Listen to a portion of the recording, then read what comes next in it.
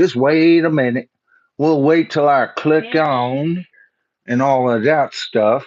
Make sure everything is turned down here because I'm sure right as I get started, you know how it goes, don't you? Yeah. Oh, hey, folks.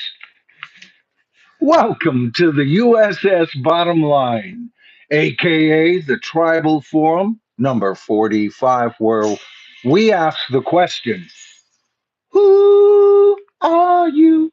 Who, who, who? We really want to know, right? Who is to blame for all the shenanigans around the firing of Zak Starkey? Now, we already did an entire stream on this, and it was one of my bigger streams where we talked about some of the things that went on with the Who, right? And I thought that would do it as far as streams go. But new statements have come out, and I thought tonight would be a really good time to go over that the story in its fullest. We'll do a little bit of reviewing. We will do cover some stuff that's happened probably about a week ago as it came out. Again, I thought I was done with this, but then Pete Townsend opened his mouth again. So you can blame him for this rock and roll who done it. I stole that from you, Doc. Doc Insomnia was giving me all kinds of trouble in the comments prior to the show. You know, he was saying, "Well, who are we talking about?" You know, and I went, "Well, no, who's on second?" Then he corrected me, "No, who's on first? What's on second? And I don't know's on third." You know, so anyway, it is a rock and roll who done it. Who fired Zak Starkey? Now, we've talked about this before, and if you've watched my previous streams or any of my videos regarding this, you know my thoughts on it already. If you don't, I'm going to keep my mouth shut until we go through the story, and then I'll give my final analysis on it. Now, first of all, I want to make a couple of announcements as people are rolling on in. I won't be on Royce in the house tonight, folks. It's not because I don't want to be. It's not because I couldn't go up and be part of the panel. No, I'd be all set for that. But Royce isn't streaming tonight, and that's a rarity with Royce. Okay, it has to be an important uh, issue that would take him away from his usual Sunday night at 6:30 p.m. Pacific Standard Time stream, following my 5 p.m. Pacific Standard Time stream. See how I did that? Kind of just did a little self promo there. But tonight is his wife's birthday. Happy birthday, Betty. I hope the both of you have a wonderful celebration. And we can't wait to see you next week at 6:30 Pacific Standard Time. I think Royce might be talking about Steve Winwood. I'm not sure, just in general as an audience or as an artist, I should say, or if he's going to be talking about traffic and then Steve Winwood. We'll have to see. You know, we'll wait and I'll look at his title and we'll know kind of where to go from there. Now, as far as the channel goes, we're still growing, folks. Now, last Thursday was my last stream, right? Oh boy, what a great stream that was. That was such an enjoyment. Wasn't that, Kimberly? Yes, yes. Kimberly is my producer. Kimberly is also my wife, if you're one of my brand new subscribers, right? And we were at 45,300. We had just nailed that in between the stream before, and I was hoping by now I could report that we have hit 45.4, and we're about halfway there.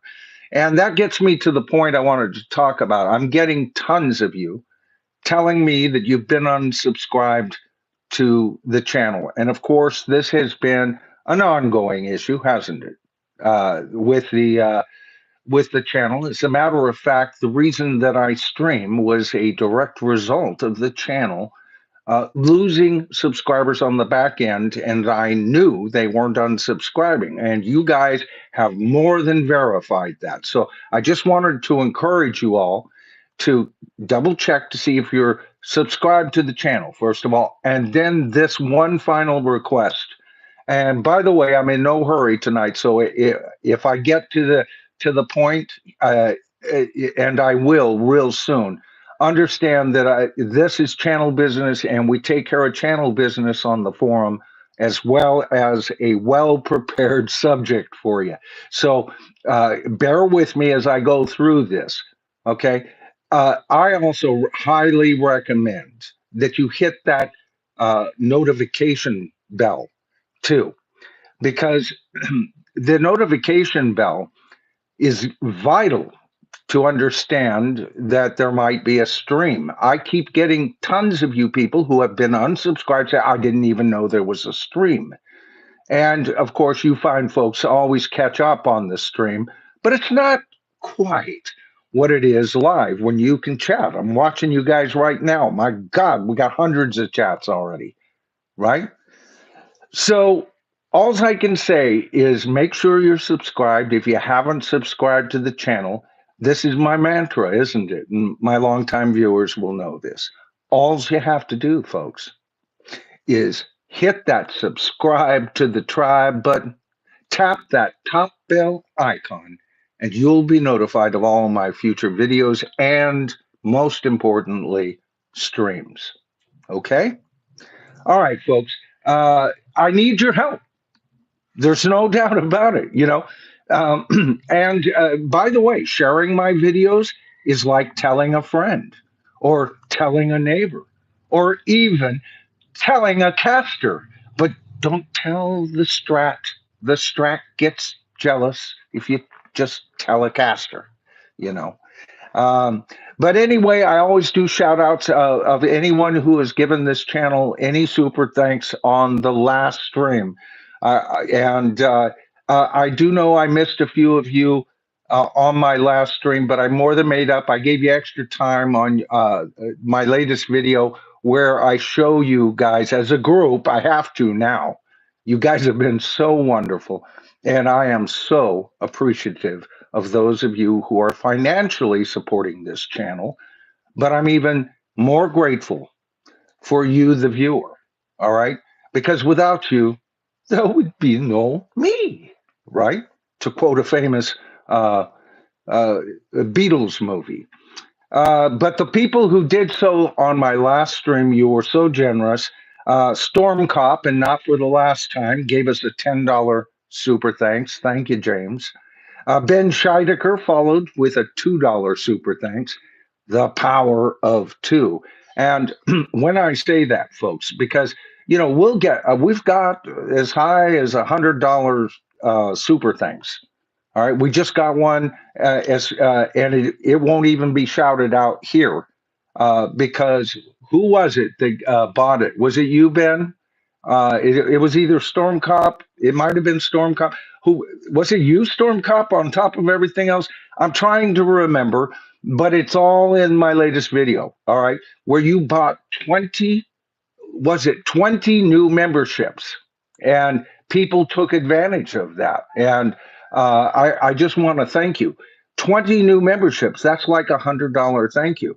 But here comes Ben Scheidecker with a $2 super thanks. And I always say the power of two. Now, as I go through this, watch how many $2 super thanks that I acknowledge here and think about what they all add up to. That's what I'm talking about. Don't get discouraged. You know, I'd like to help out the channel. I'd like to financially support that. Michael does a decent enough job to offer us something that we don't quite get from other channels. Because guess what? No other channel can be me. There's no doubt about that, right? Nobody's better at being me than me. So keep that in mind. All right. Ben Scheidecker with a $2 super thanks. Rockin' Robin Bird, one of our lovely lasses out there, a $2 super thanks. Deuces Wild followed with a $20 super thanks. Michael Boswell and Deuces Wild. And again, Michael Boswell for two of these $2 super thanks. Oh So Edgy in with a $5 super thanks. Storm Cop in with another $10 super thanks. Ben Scheidegger upped his bid to a $10 super thanks, followed immediately by a $2 super thanks. Storm Cop just topped the evening. I can't believe it. $5 on top of everything else he gave. And the divine Ms. Agent Pepsi 1 gave us a wonderful $2 super thanks. A very lucky number indeed. All right. I have a comment here by Bruce Collin. Cologne. Sorry, Colin. What was it? I was reading, and you don't have the hyphen there, Bruce, in your thing. So I went Colin. Bruce Cologne, who is a content creator that I firmly support. He's taking a bit of a sabbatical, although he does have a relatively recent couple of videos out. Love to see him return at his convenience and want and desire. But he made an interesting comment, and we're going to get to that in just a minute. All right. So I've got you up to bat, Bruce, as we start going through this stuff here. We have 35 thumbs up. We have 47 of you watching. If you just got, I'm like that. If I watch a stream, sometimes I'm 15 minutes in and I go, oh, I didn't even give it a thumbs up. Sometimes I'll get off the stream and go, did I thumbs that up? And if it is someone I want to support, I always want to make sure to do so because that helps the algorithm. You get so many thumbs up. As a matter of fact, where are we at? We're at 35 right now. That means 15 more. And if we're in the middle of the stream, it'll bump this live stream as it's still going, right, into more home feeds, and we could get a larger audience because I think a lot of people are interested in this story. Now, I did want to mention our last stream and if you haven't watched it, go back and watch it. All right. You have to be patient because there's a lot of data to go over it. And I had to present it in the way that I did. But everybody will know I made very few tribe master decisions on this set of polls.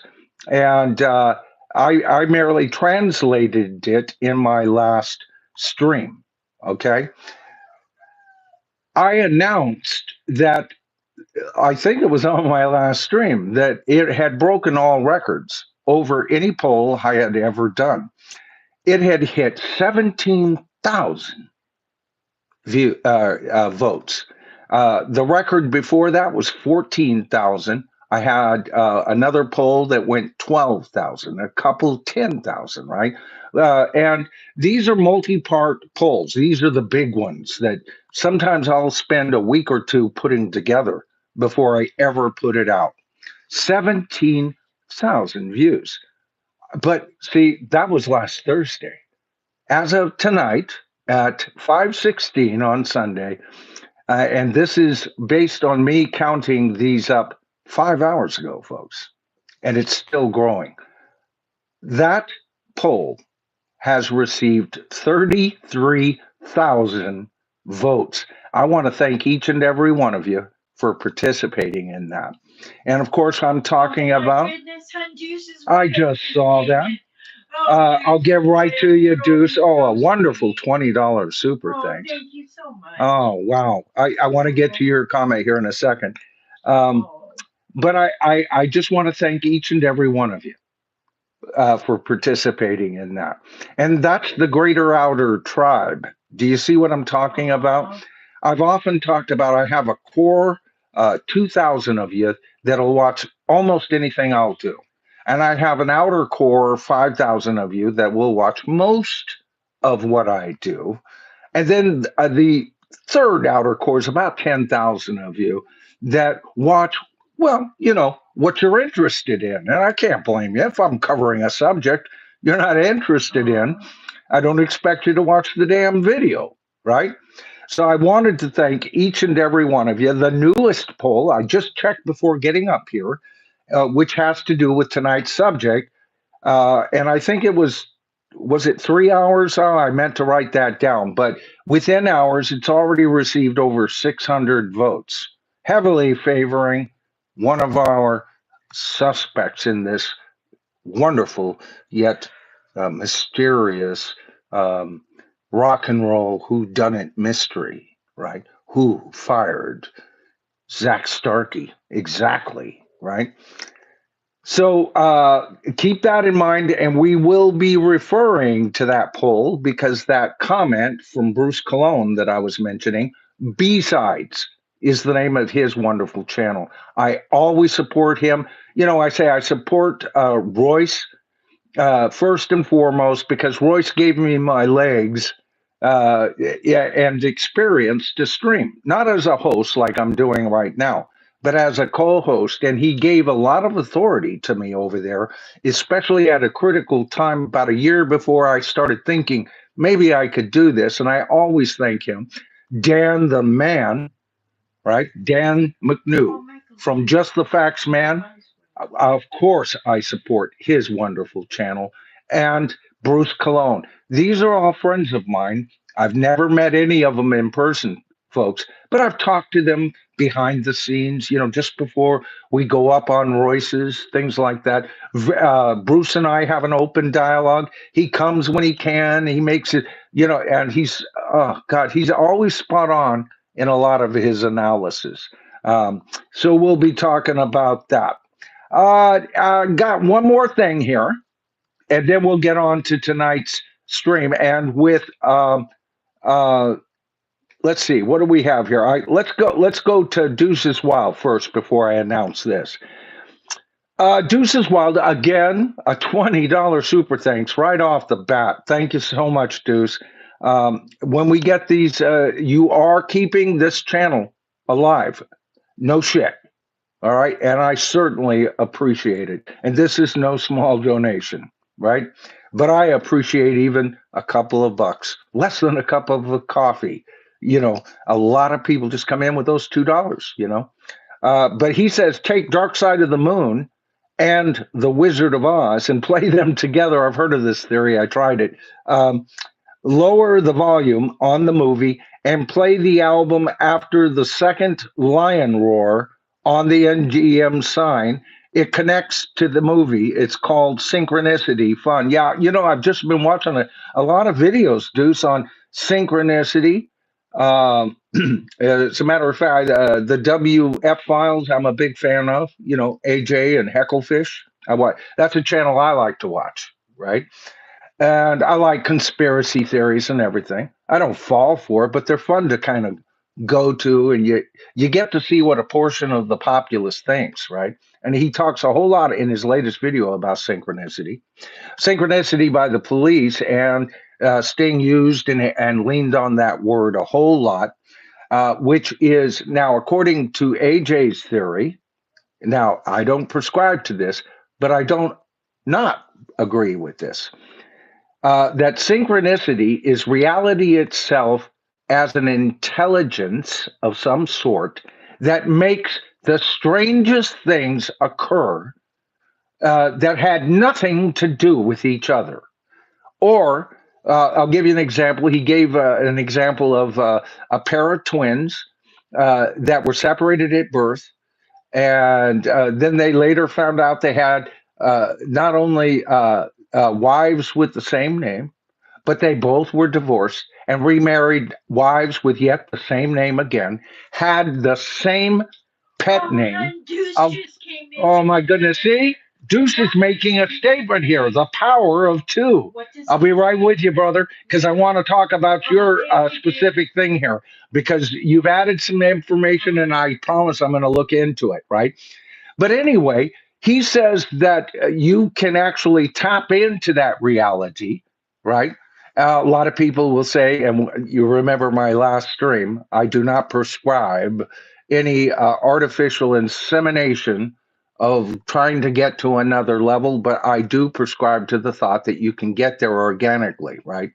So his whole theory is you learn to talk to reality itself, right? And make it so, right?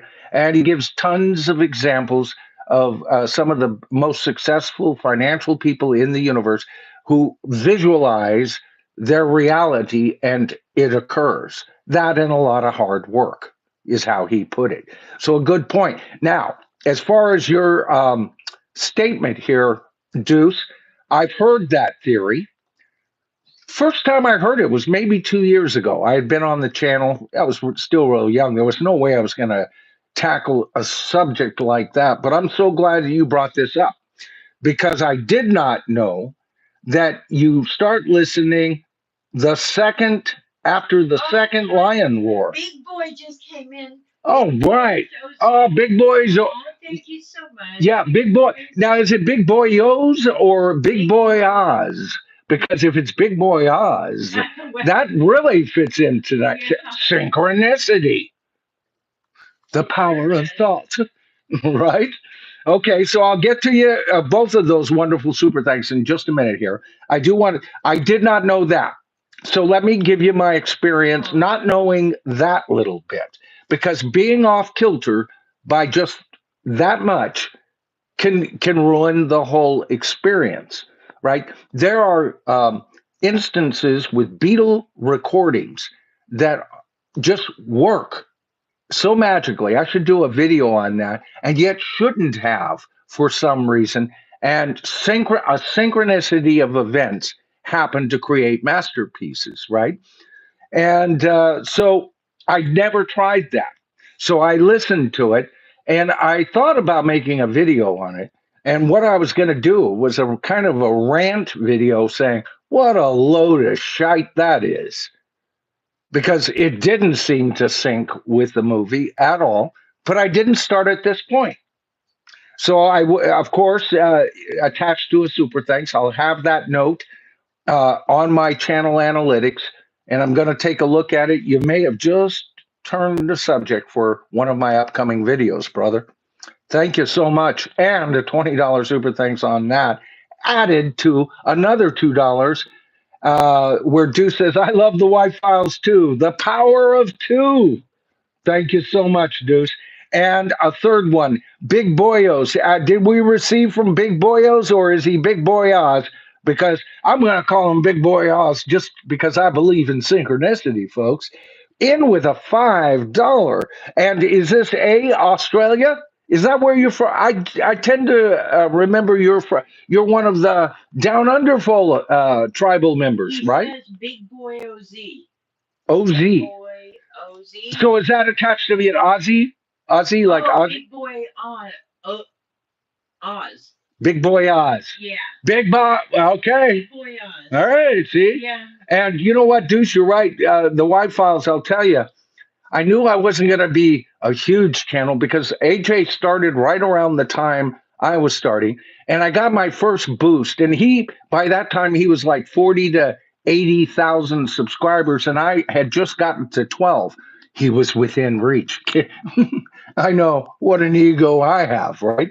And then I within weeks, I knew there was no way I was going to keep up with him.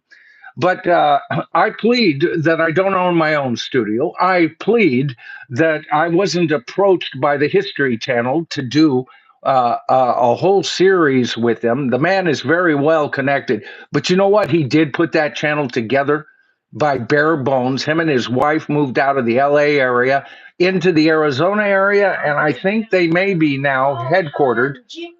Oh, my goodness. Jimbo from New Zealand, $5. Thank you so much. I'll get to you in just a second. But anyway, he's one of my, if you ask me, who's my favorite content creator on YouTube that's not into rock and roll or anything like that, it is AJ and Hecklefish. And if you don't know who Hecklefish is, folks, even Kimberly loves him. I turned her on to it. She has her own favorite channels, right? Okay. So thank you so much for the $5, Big Boy Oz. Jimbo from New Zealand, $5. He says, it is good to catch your live stream, Michael. I am off work sick today. Well, Jimbo, I am so sorry. Okay, I'll catch up in a second, darling. You got to let me read the one before. I'm so sorry you're off sick, but here's you know what? It's going to be a fun stream tonight, so have fun with it. Fun is a healing thing. Good vibes, and the channel has good vibes, right? A lot of you are deputized, and I didn't get a chance to deputize any new early birds today because I was working fast and furious on this stream. But we're keeping the trolls at bay, and uh, and if they show up tonight, have at it, folks. You know, I trust the people that I have given a wrench to. I have some knowledge about them. I've made my decisions based on how they have interacted with me, their comments, how they have supported the stream and everything. And I still haven't deputized everybody I want to. Yeah, but I can only do it just like the half hour or hour before the stream because that's when I get back and I start monitoring and reading all your comments. That's why I was a few minutes late tonight. Just trying to catch the flow. What do you guys think of this whole thing? You know, and of course, I mentioned that Doc and I had a whole series of conversations on this. Oh, My goodness, Mike! Oh my goodness, one after another. What are we going to do here? And John Foster. Oh, thank you. But before I even talk about those two, I want to talk about Rockin' Robin Bird and her wonderful. See, remember I told you, Rockin' Robin Bird will pepper twos, and then she'll do a three, right? Just that. Matter of fact, I think Rockin' Robin Bird is the only one that has ever given us a $3 super thanks. It's almost her number, right? But often $2 too, Rockin'. This isn't to encourage that, but thank you, darling. I appreciate it so much. Michael Boswell, he says, does it matter if a hired hand musician is fired? Yeah, I love Michael. Michael and I go back and forth sometimes, you know. But you know what? I always know Michael loves rock and roll. And I know that he has a direct interest. And he's a bit of a contrarian, and I am too. So when a contrarian meets a contrarian, it's like north meets north on a magnet, right? It just, whoa, you know. But Michael and I both have great tolerance of each other's views. He supports this channel financially, and I love this. And you know what? That's a good question, Michael. Does it matter if a hired hand musician is fired? And we could talk about that further because what is a hired hand? I agree with you. He is a hired hand. Zak Starkey was a hired hand to replace, or one of the replacements, I should say, Kenny Jones first, right? And probably a couple other drummers I haven't kept up with The Who. Because I quit following The Who. I would never go see The Who tonight or during for the last 30, 40 years. I saw The Who at a very famous concert. We won't go into that. Longtime viewers know that I was there at a very significant concert for The Who, right? And I was spoiled. And I've always said, you know, they say, well, you know, Daltry's the voice. Townsend is the soul. He writes the songs. Everything comes to life for the Who through Townsend, right? But Daltry is the voice, and yes, he is certainly. And when I look at those two people on those two levels, I still say they're Mount Rock Olympus material rock gods, just for that alone. But when they decided to replace, you know, members, and I wasn't interested in them, even when the fantastic, probably my second favorite, third, I'm trying to remember because I may have to redo my favorite bass players because the more I'm listening to Chris Squire, he's got to take number one. But always in the top three has to be, you know, the Who's bass player. And so even when he was around, but there was no Keith Moon, the Who weren't really the Who. And they were nothing but whoever was left from the original band, either three or two of them, with replacement members, hired hand musicians like Michael Boswell just brought up, right? So for me, you and me, Michael, we have no disagreement on that. But there are fans, and we talked about this in a recent stream, didn't we, Michael? That say, yeah, But Zach is a little different because he's been with them for 30 freaking years, 29. We're working on 30 years. And by today's standards and by today's fans, that's like firing Keith Moon to a lot of younger fans. I don't agree with that at all. But I also know that not everybody agrees with you and I, Michael. That no, the Who are fine. Like any band, some people don't think that certain icon bands uh, are locked into their core membership like I do, right? The Beatles are locked into John, Paul, George, and Ringo. Even Ringo gone is not the Beatles. Led Zeppelin is attached to John Bonham, Jimmy Page, Robert Plant, and John Paul Jones.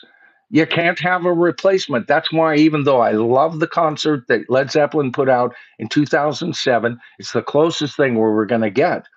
But in the final analysis, that wasn't quite Led Zeppelin. Couldn't have been. Their DNA is firmly established, right? But then you have, bands I brought up, Chris Squire, like Yes, who changes members like socks. So you kind of got to keep it in mind that not everybody is as maybe I don't want to say you're like this, Michael, not with a nice super thanks from you, but as anal as I am about certain bands. And The Who is like the Beatles. You have to have Keith Moon, John Entwistle, Roger Daltrey, and Pete Townsend. Otherwise, you don't have The Who. John Foster, look at this, a $5 super thanks. He says, "Hi, everyone. Great to be back. Love the WFs too. I knew I had some kindred spirits out there.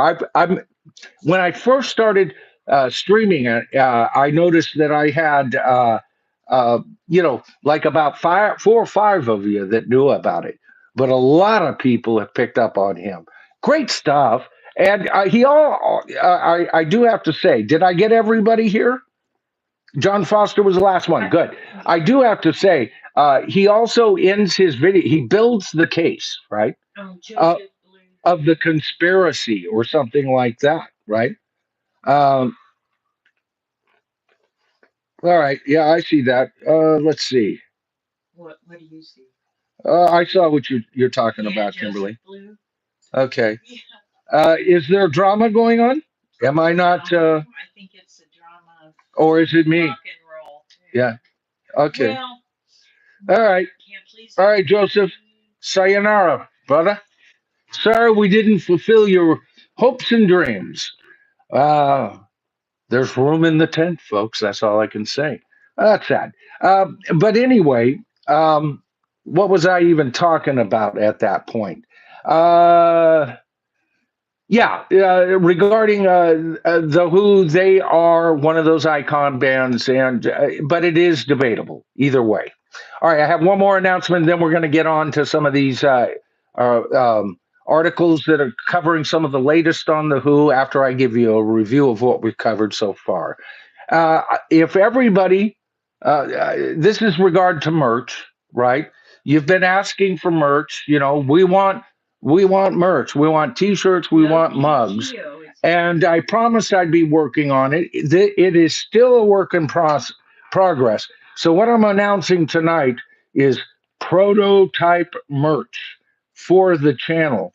And I took into consideration what all of you guys said should be the mantra. I didn't get to T-shirts yet. That's a whole different thing because I still got to work out the mug, right?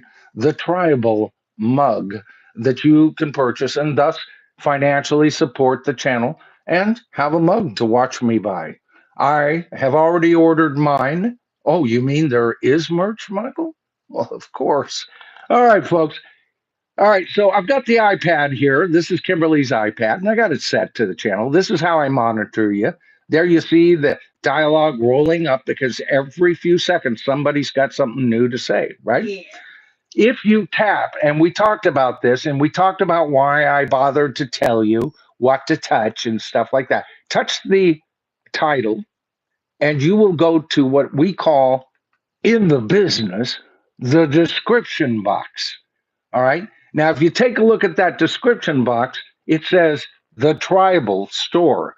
Click on that link, then hit the browser you want to use, right? Let's hold this down Where until it he said switches he over. wants a T-shirt. Well, Here you go. This is the first, and I'm sorry it's backwards. It says, "We are the tribe." This is the first prototype, okay? And if you tap on the back end of that thing, of course, you've got the icon for the channel, little old me, and backwards at this point, but Michael Noland, the bottom line, right? Now, this is just the beginning. Now, also, another thing to understand, I would highly recommend, I don't know how this wound up, not to buy this thing in black. I will be designing a black cup, but as you can see, black with the printing of a dark and shadowed tribe turns out to be just pure black.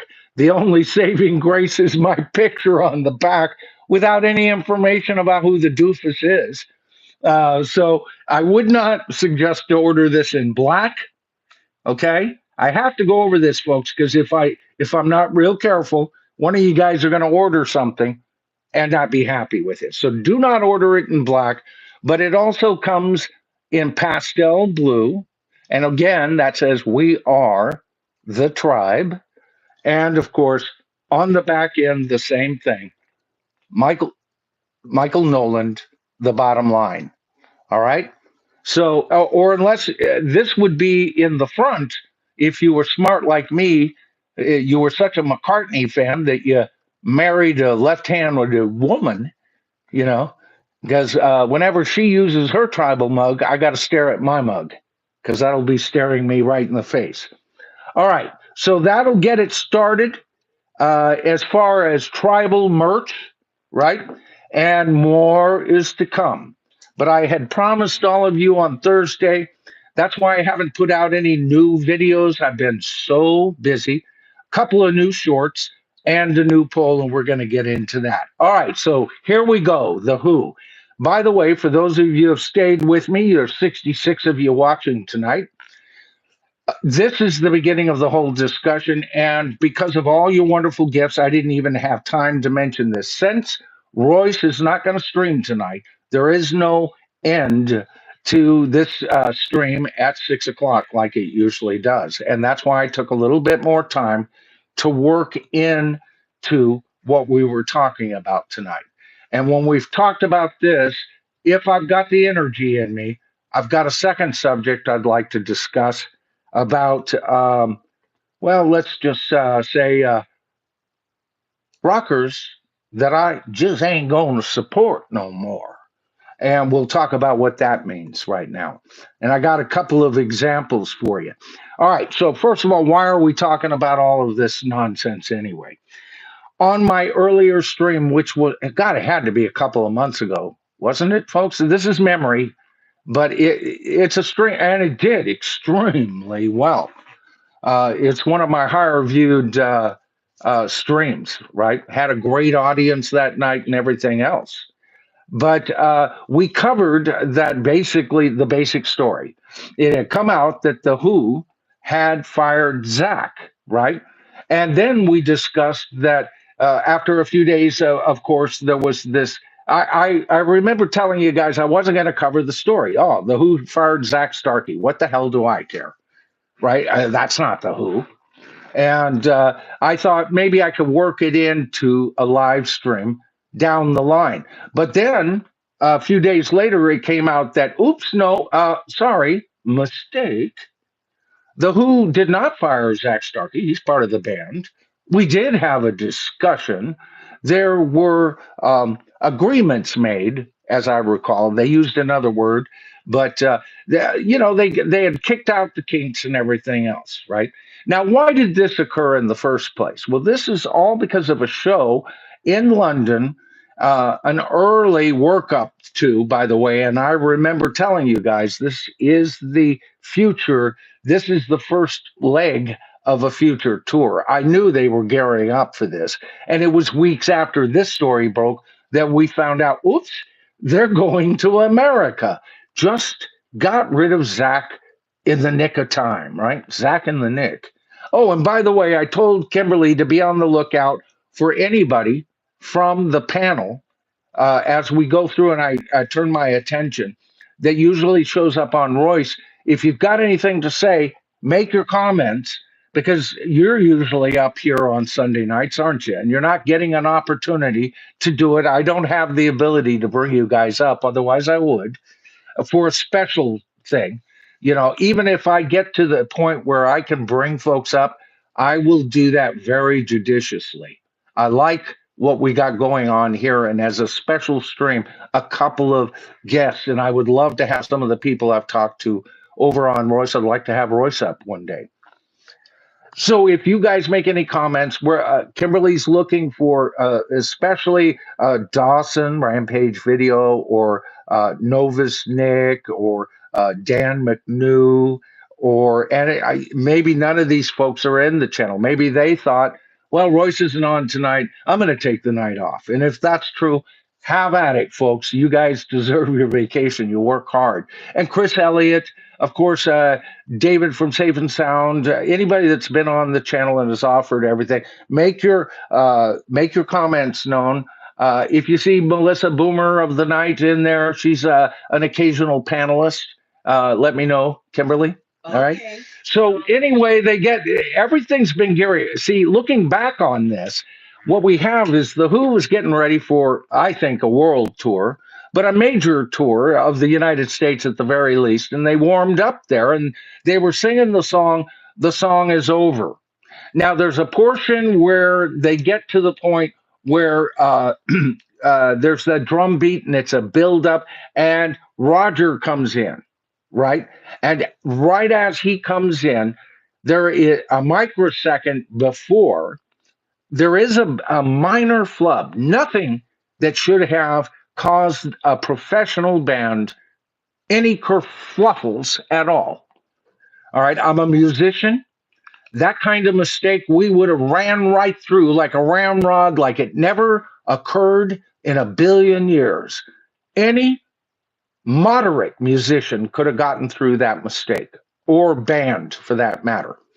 And yet, the first reports were out that Zak was fired because he made that mistake, and that it caused Roger Daltry to make a mistake vocally, although Roger never even made any statements about him missing out at all, other than him complaining on stage that the mix in his headphones, which would be something like this that he has in his ears. Sorry, I touched that, so it may have crackled. These are my mics, right? So anyway, and which had nothing to do with Zak Starkey and his playing. Zak Starkey is not responsible for the mix. The person to complain about that is the guy at the mixing board, who, if indeed that occurred and he got a bad signal, that's the guy to fire. All right. I'm all for firing people who deserve to be fired. Why should they be continued to have a job? Plenty of us folks out there are always looking for work, right? The honest way. Someone's not doing it right, hire me, right? So that's the person who should have been fired. But and a lot of mumbling from Roger Daltrey is what we got, and a lot of attitude, I might add. Okay, and then we get this. So as far as and by the way, he's the one. Then he comes in. He missed his cue, not because of the mistake. This is a whole bar later. He misses his cue. He fucked up. Not, well, Zak Starkey did too. But between the two fuck ups, I'm going to tell you right now, it was Roger Daltrey. I've watched it many times, rewatched it today. All right. He made the big mistake. Yet he's not the one being fired, but of course he's an original member of the Who. And not only that, but apparently the boss, the leader, the owner, the sole provider of anything that comes from the Who. Or at least it sure seemed to look that way, right? So we got this apology. Everything's all hugs and kisses again. And then time goes on and they fired his ass again. All right. And this time, Daltry comes out with some sayings, and so does Peter, Peter, Pete Townsend. I bet you he's never been called Peter in his life. Peter Townsend. But so did Pete Townsend. Pete Townsend even saying, I had to fire Zach before I had to, all of a sudden, yet before all this nonsense came out, on the first firing, when they first asked Pete Townsend about it, he said, I don't know anything about that. I don't hire the band. I don't make any band decisions regarding who's on stage. That is Roger Daltrey's job. Yet when they fired him again, all of a sudden he comes out. Oh, it was a tough decision, but I had to make it. And yet we did not get anything from Roger Daltrey. Now Pete Townsend all of a sudden became a spokesman for The Who. Now keep in mind, I've covered this many times throughout the history of my channel, that Pete Townsend has also been known back when they weren't connected and they were both, well, at least Daltrey was out there touring. Pete Townsend was always making little snippet comments to engage with with Roger Daltrey for one more hurrah, right? That was all what was leading up to this. Now, remember Zak Starkey, 29 years that he's been with The Who. To a lot of people, he is a member of The Who. He certainly was drumming for The Who. I'll say that. Longer than their original drummer, Keith Moon, right? So he has that going for him, all right? But then the second firing came out. All of a sudden, we see this gutsy Pete Townsend, right? And I made my comments about that at the time. I said, well, how very gutsy of Pete Townsend to all of a sudden come out after he was Mr., you know, I don't know nothing about Birth and No Band on stage. Comments. The goofus, right? Now, as a longtime Who fan, it has never been my idea that there was anybody other than Pete Townsend as the ultimate leader of that band. I will never recognize a Roger Daltrey led band, but I don't have to worry about it. I'm not interested in seeing them. You see, I've seen the real Who. Okay. So them coming to America, it means nothing to me, but I do know to a lot of you folks, it means a whole lot. And to a whole lot of you folks, Zak Starkey is with the Who, right? And it's not always my view of the world. A lot of serious Who fans believe Zak Starkey should be on that stage in this upcoming tour, especially when you take in the information from a article that I found. Let's see. I'll just read the first paragraph here for you, folks. Let me calm that down. It looks like I'm being stopped by the police. How much have you had to drink, sir? All right, here we go. The drama between The Who and their longtime drummer, Zak Starkey, continues as Ringo Starr's son tells, shut up, name dropping damn article, as Ringo Starr's son, because they know somebody's going to look up Ringo Starr, and it might, the algorithm will bump their article in there. So they have always these articles always have to go a long way. This isn't a UCR well written article. So anyway, as Ringo Starr's son tells the Telegraph, he turned down an opportunity to join the upcoming Oasis reunion in order to work with the classic rock band, The Who. Starkey recently launched the band Mantra of the Cosmos with Oasis's Andy Bell and released a song featuring Noel Gallagher. Noel Gallagher. He also played for the band before their breakup in the early 2000s. So he has some sort of DNA with Oasis, right? And he definitely had an opportunity. It goes on to say the Who tried to spin the firing as Starkey leaving to focus on his own projects, and that's one thing I didn't mention in my warm up. The whole time they kept trying to get him to go along with the fact that he's leaving, and they wanted to say, and we at one point they did, and we want to tell Zak Starkey that we just love the hell out of him and have a good future with his ongoing projects. How many freaking times have we heard that statement in classic rock in the last 5 years, right? The dealings that go on behind the back. Of course, it was after this that Starkey later told us that no freaking way. I never quit. They tried to make me say that, but I had every full intention. I turned down a gig with Oasis, right, to play with the Who. That's how loyal I am, is how he kind of put it, if you read between the lines. It says, so the Who tried to spin the firing as Starkey leaving to focus on his own projects, but Starkey refused to play along with the PR narrative. Instead, he publicized a timeline of his work outside the Who to demonstrate that he had arranged his schedule specifically to be available for the final Who tour. So he did everything. He made one microsm mistake at one show, right? So why was so much attention focused on him? Um, the fired versus retired issue is not only disagreement. Starkey is not the only disagreement that Starkey had with the Who. Their issue seemed to stem from a bad gig at the Royal Albert Hall, which we talked about already earlier this year, where singer Roger Daltry took issue with Starkey's playing.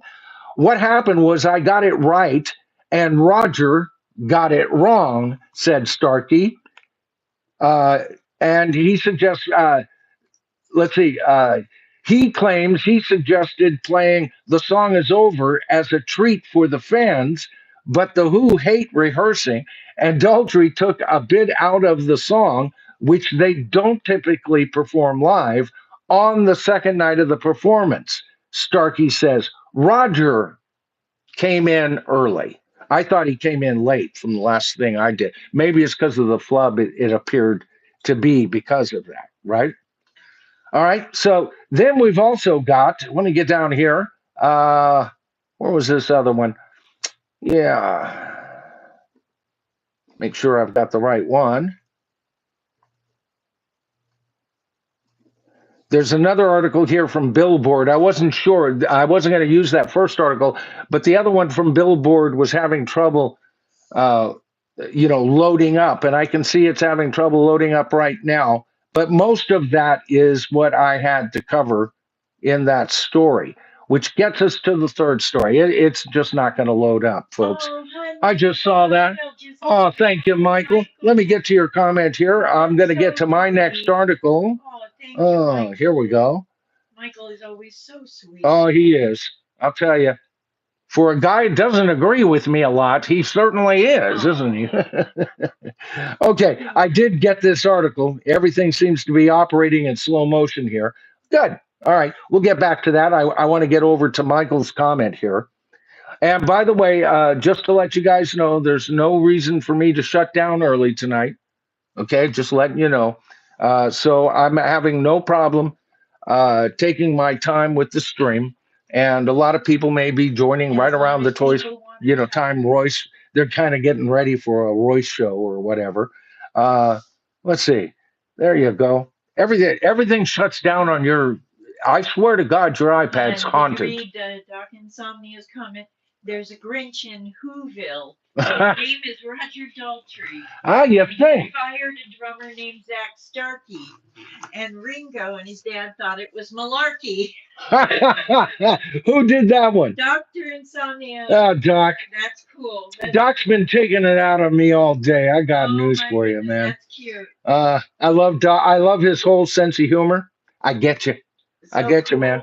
Michael Boswell, $10. Thank you so much, Michael.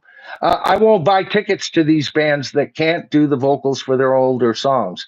Hart, David Lee Roth, Paul Stanley, Robin Zander, Paul McCarthy. I think you met McCartney, and more hired guns or not. I love the above. Yeah, me too. I hear you. There's a whole list of people I won't go see because they're not who they say they won't go see, right? And there's a list of new people I've made a final decision on I want to talk about tonight when we get done with this story. Rockers who I will no longer support. And I've got two excellent examples right here for you, folks, right there. All right. I'm going to give you an example of how I do not support these rockers and yet don't have to go without their best stuff. And we'll talk about that. Okay, so let me get over to. Okay, yeah, we were right there. I love that comment. I really do. Too. Isn't that great? Yeah. Okay, so now what we've got is this article on further on Zach. Let me make sure. Is this the one? Okay, yeah, that's the other one. Yeah, let's just go into this because we can get into the secondary even earlier. We've pretty much covered what Starkey has to say about this anyway. He's been very specific. He says, look, I made specific plans so that I could tour with them. I've been loyal to this band. I made a bit of a mistake, but the big mistake was from, of course, Roger Daltry. I happen to agree with him. All right, keep this up. He's in, he's out. Pete has nothing to do with it. He's Mr. I wash my hands of the whole thing, as if being Pontius Pilate is a good thing, right? Oh, nothing can come bad of this. I don't know.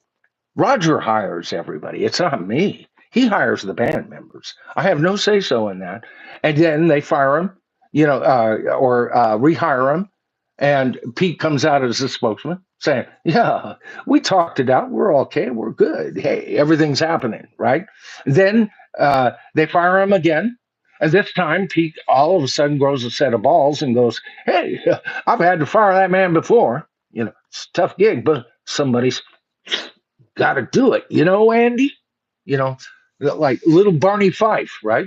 Trying to act tough and all of that. All right. So we've gotten to that part, right? And then all of a sudden you think it's done. Of course, we all since then we found out that Zach actually had a gig offer with Oasis, and now he can't do that. Now, Zach, whether you think he's just a hired gunner or a member of the Who or a on and off member of Oasis, can no longer. He is not going to be drumming for the Who or Oasis. A big loss for him and his professional career in the year 25 or 2025. It's not going to be a good Christmas at Zak Starkey's house. Well, relatively speaking, I'm sure he's well off. He's done a fine job. By the way, I think he's a great drummer. I do. Out of Famous Sons, Jason Bonham, I think is better, but just by a level, a shard. And then you got Zach. I think he does a great job. In this new article, though, and this is why I wanted to put together this stream, and I knew I'd have to reinvent the story, not reinvent or reassemble the story up until this point so that everybody's current. There is some new nonsense. Well, there is some news from the mouth of Pete Townsend. All right. And this is a UCR article, so it ought to read a little better than the last one. Here it says that Pete Townsend is a full-time member of The Who, but not even he fully understands what happened to cause drummer Zak Starkey to be dismissed from the band. Well, at last count, I thought he knew exactly. We covered his statements. I fired him before. Got to be tough. Got to whip him into shape, Mildred. That kind of statement. But they're saying, well, he's confused. Well, let's go on. Starkey was fired back in April after Roger Daltrey was reportedly displeased with his performance of The Song Is Over. Oh, boy. More than The Song Is Over at this point. at the Who's concert in London. But just a few days later, he was reinstated, and Pete and Townsend publicly noted that it was a result of communication issues. Starkey was then dismissed for a second time and replaced by drummer Scott DeVores. Well, what do you call a drummer who takes over another man's livelihood? I think he's a devourer. Hey, guess what? Scott DeVores also happens to be the drummer for Roger Daltry's normal touring band. Ah. For those of you who haven't seen my past strings, there's a little news item for you we haven't covered, right? And he gets the gig. Oh. You know, yeah, I'm like a detective. I've got my notebook here, folks. All right. Suspects. Ooh. Well, we've got the usual suspects.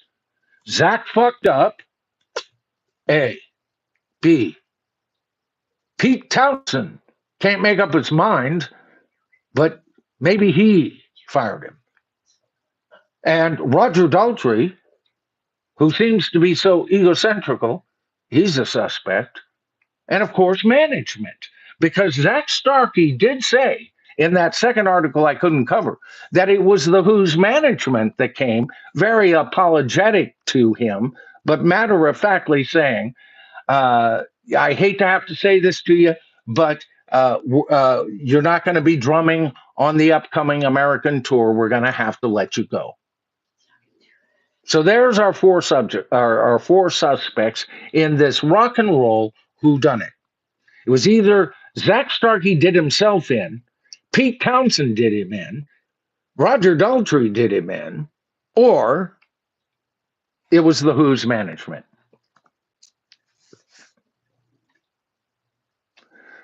All right. So anyway, let's see.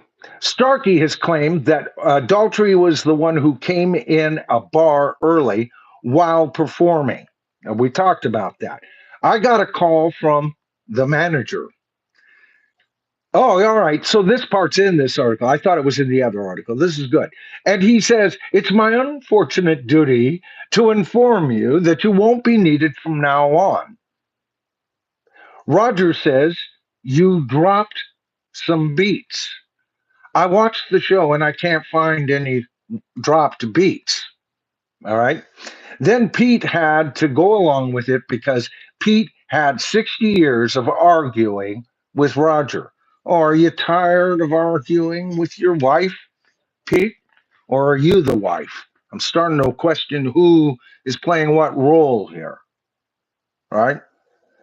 In a new interview with iPaper, I'm not familiar with the publication, Townsend appeared to agree that Starkey's performance was fine. And yet we've heard Pete Townsend say that he agreed and concurred that the performance wasn't up to snuff. Here he's quoted as saying, I couldn't see anything wrong. This is Pete Townsend talking. What you see is a band who haven't played together for a long time, but I think it was probably to do with the sound. I've lost my sound man as a result. So evidently, he didn't say he fired his sound man. He lost his sound man as a result. He's going on public record. This is the Court of Appeals right here with you folks.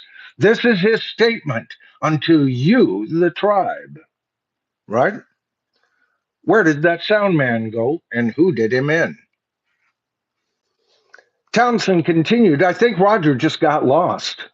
Roger's finding it difficult. I have to be careful what I say about Roger because he gets angry. If I say anything about him at all, he'll be sacking me next. Ooh. That second sentence, he says, the first sentence, he says, I have to be careful with what I have to say. And then he follows that with, he'll be sacking me next. But that's not to say that he sacked Zak, here we go again, the waffling back and forth, it's a decision Roger and I tried to make together. And now notice he said tried to make together. He isn't saying it's a decision that Roger and I made together. No, he says tried to make together, but it kind of got out of hand, which is what he said in his second statement after reinitiating Zak Starkey back into the band, right? Townsend also noted that it was Daltry's original idea to bring Starkey into the band to begin with. I didn't invite him in, right? More washing of the hands, Pete. Pontius Townsend. Here we go. You know, and at that time, I don't know quite why he chose Zach, but Zach is another Keith Moon. Really? He's not that good. There's very few drummers on the planet that ever existed that's quite that good. Very few. He comes with the real bonuses and real difficulties. See? Back and forth with Pete the whole time. All right? So, here we get the very latest from The Who, folks. There's what you got to work with. Okay? And here are the usual suspects. And we've heard from all of them. We've even heard from Zach regarding management. Was it management that fired Zach? In one way, you would say it was.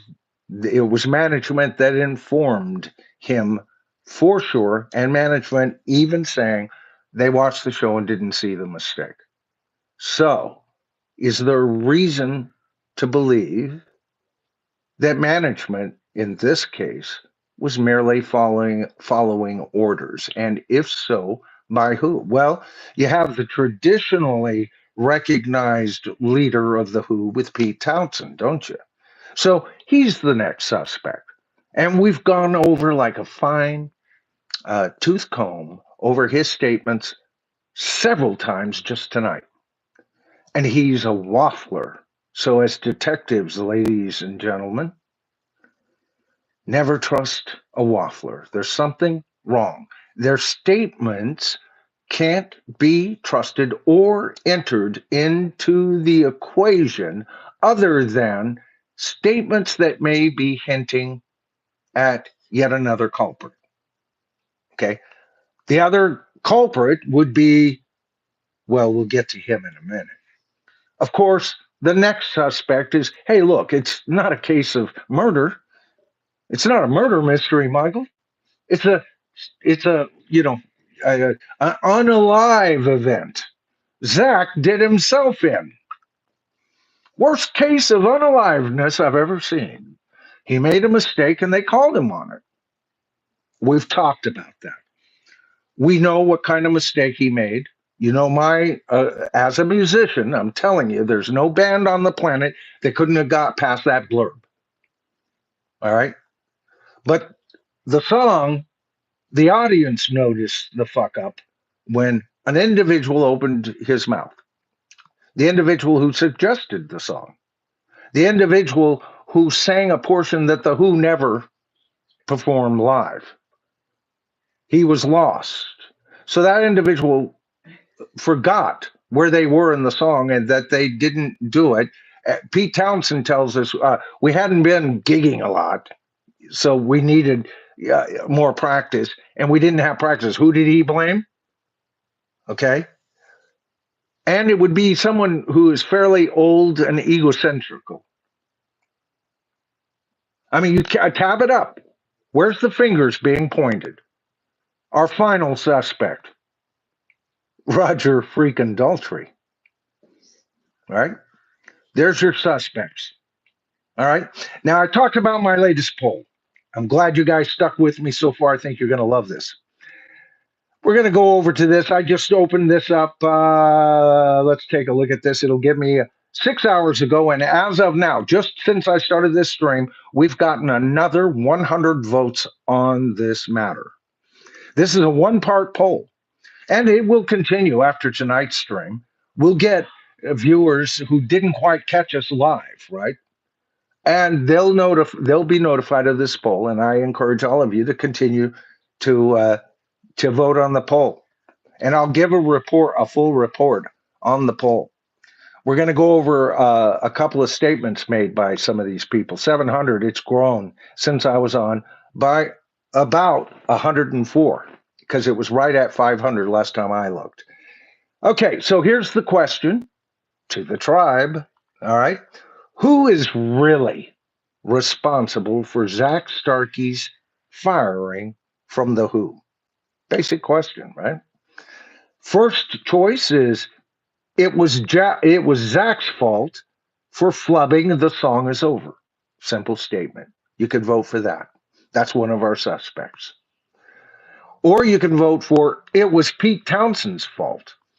He just doesn't want to admit it, right? Or it was The Who's management. Never trust a manager. Holy shades of Irving Azoff. Or the fourth choice, it was Roger Daltry's fault. His ego is out of control. All right. So, in last place, I'm glad to tell you this is not a case of unaliving, according to you fine folks and over 700 of you voting. It was Zak's fault for flubbing The Song Is Over, only 8%. All right. Tied for second place at this point it was either Pete Townshend or The Who's management. 10% each for a total of 28%, leaving 73% of you fine folks voting against Roger Waters. Okay? Out of my hands. I just made a simple question. You didn't even know what I was going to say tonight. Maybe a few of you had heard what I said before, and a whole lot of you are just well informed and have been following the story, and a lot of you very vociferous. That's a large amount of votes in just a few hours for any one of my votes. I don't think I got that many votes in that few of hours for any one portion of that amazing poll that we just got through conducting that eventually got 33,000 views, folks, or 33,000 votes, I should say. Views, votes, whatever, right? Okay, so what do I think?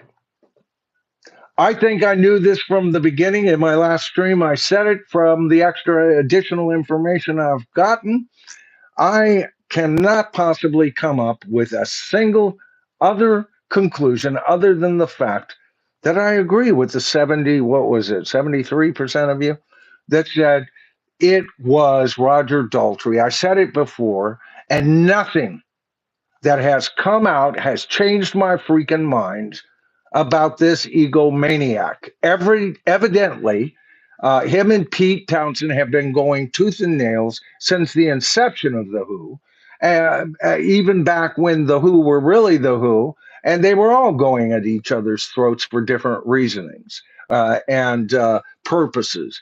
At one point, Keith Moon and John Entwistle both wanting out of the band. It's not been, Pete Townshend has said this many times. The band is a device to deliver his songs. With statements like that, you think he'd be the boss. Now, who's in charge of that band?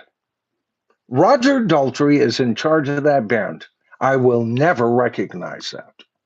That band exists around the creation. For the most part, Entwistle brought in tunes to the group, right? But for the most part, by Pete Townshend. Like I said, he's their soul. He gives them their words, the sound, the melody. He's everything, right? And Roger Daltrey's in charge. Why? Why? And what is it? How has he gained this much control? Well, if you remember at the beginning of this stream, I mentioned that before all this nonsense ever started, that I had been covering articles where Pete Townshend would say, yeah, I need to get a hold of Roger. Be good to do one more tour. He doesn't like doing it. That's how he goaded him in. So Roger had the power from the beginning by holding off and saying he didn't want to do this.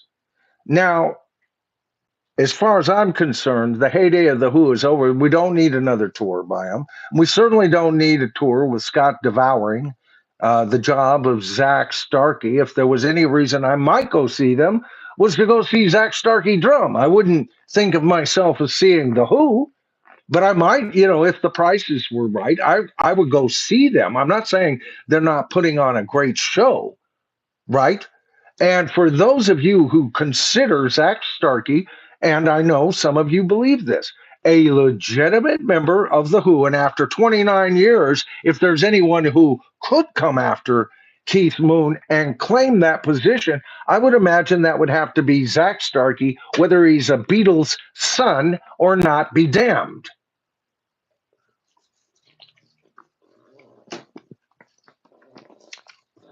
So I haven't changed my mind one bit. All right. In the end, Zak Starkey is the criminal, or Zak Starkey is the criminal. Roger Daltry is the criminal. Arrest him, officer.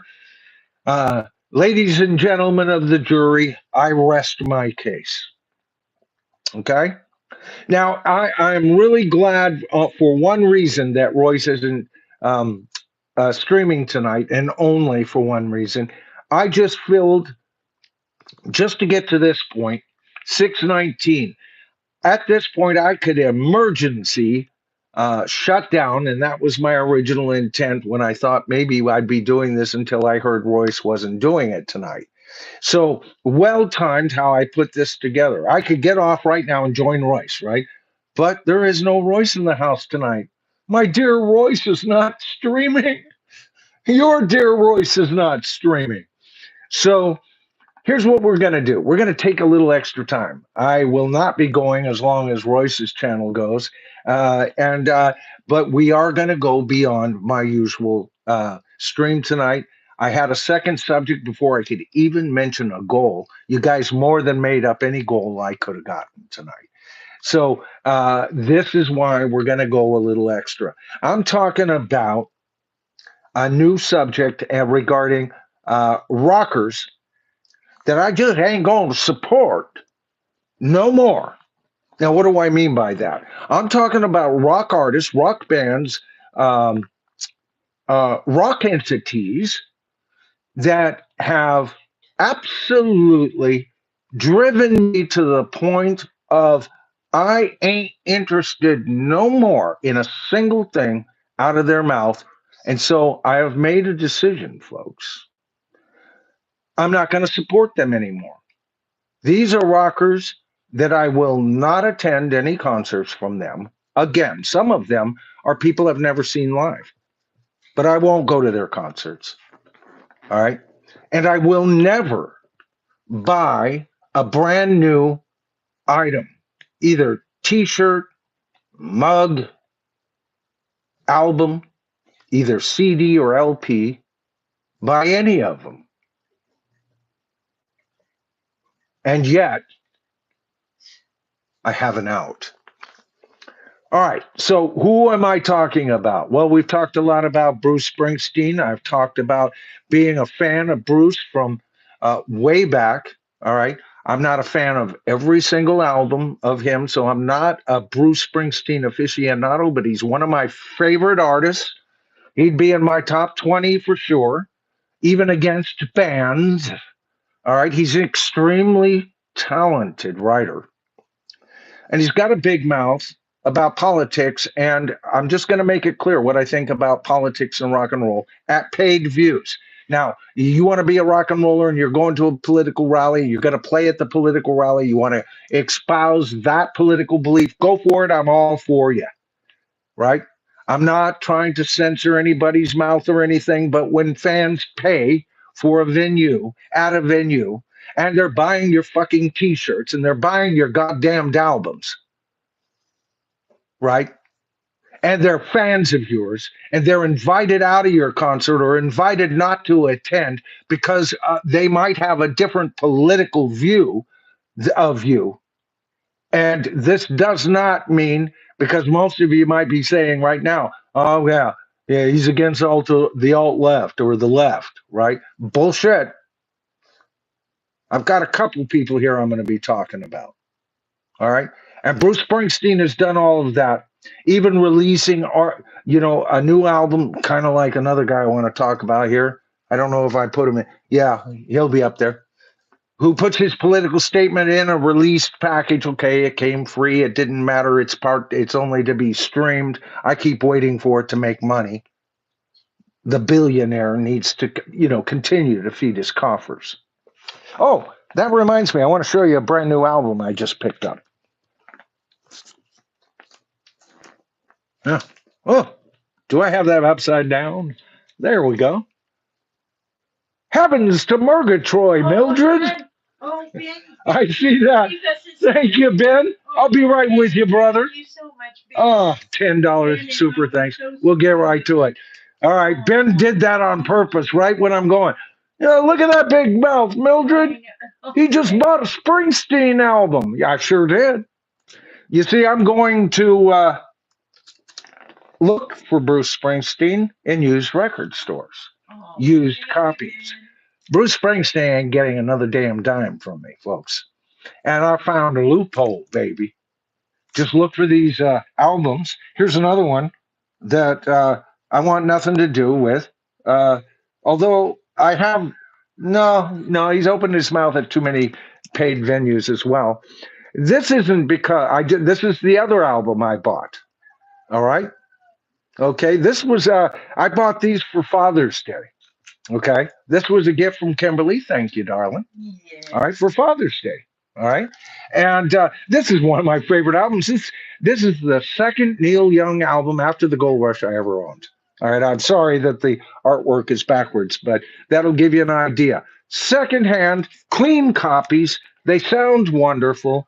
And besides that, if I want to hear anything else, I'll just listen to them digitally. And if they make a penny or two off of that, let them. It doesn't mean shit to them. But I'm not putting another dime in to either one of these artists. I just can't. The Eagles, haven't even picked up an album by them yet. They're not really in this area. There's not a lot of used Eagle albums. A lot of people buy them for life, So I will eventually get to the Eagles. I'm looking specifically for Desperado, but it'll have to be a good, clean, used copy or a copy that is like PB Thal approved. I sometimes will go ahead and do his his stream when he does his auctions, and I'll auction for an album here and there, and I'll look for them that way. So the Eagles, I won't go pay to see them. Who wants to go pay to see a lip syncer? And if there's a lip syncer, there's got to be a playing stinker somewhere in that band. If they go to the point of lip syncing the vocals, right? And besides that, who the hell is left? You've got Don Henley. He's the only official member that ever joined the Eagles left on that stage. Joe Walsh and Timothy B. Schmidt never officially joined the band. The last one to join the band was Don Felder, and he was fired by the Eagles, so they already give me a bad taste. Don Henley's suits that I've covered on this channel have just given me a bad taste. He's a money hungry, progenitor of the farewell long sayonara, I'll take a trillion years to leave you tour, as far as I'm concerned. And he is exactly of the Hollywood crowd. It goes for you too, as well. Bono in the news, explaining everything, and then being totally jammed by Joe Rogan for his inaccurate reporting as usual, because he's a fucking rock star. He's not a pundit. Doesn't know what he's talking about. Half these guys don't. And that includes Kid Rock from the other side. That includes Ted Nugent. I never wanted anything from Kid Rock. I've never been a Kid Rock fan. And I heard about him back when he used to put his little ads in Rolling Stone magazine. That's how he started his own career. I'll give him his chops for starting a very successful career, very entrepreneurial of him. But I've never liked his music, never liked his ugly face. All right. And I don't want any of his albums. You guys can, I won't be buying them. You guys can, hog them up as you find them in your local retail, right? And of course, that goes for Roger Waters. Now, some of you are saying, wait a minute, Michael. You've been showing us all those Pink Floyd albums that you just got. Why, you just shared on your stream and on your members video that you just got Pink Floyd at Pompeii. What are you talking about? I support Pink Floyd because Roger Waters isn't in Pink Floyd. You know, David Gilmour and Nick Mason answer for Pink Floyd. I don't agree with everything that's out of their mouths either. But Roger Waters has gone to the point. Remember, I said there was another artist that put out music that politically attacked people. And I'm not saying they don't have a right to do it. I'm just saying, all right, that's one step too far for me. I was a fan. I'm not anymore. All right. So there's two albums I want from his solo career, but it'll have to wait until I can find them in the wild. You ain't getting any of my money, Roger. Right? David Gilmour's latest album, however, I'm on the look for. I'll buy his latest thing. Maybe you should have shut up while you could. But what do you say at your concerts? You don't like what I have to say? Fuck off and leave. All right.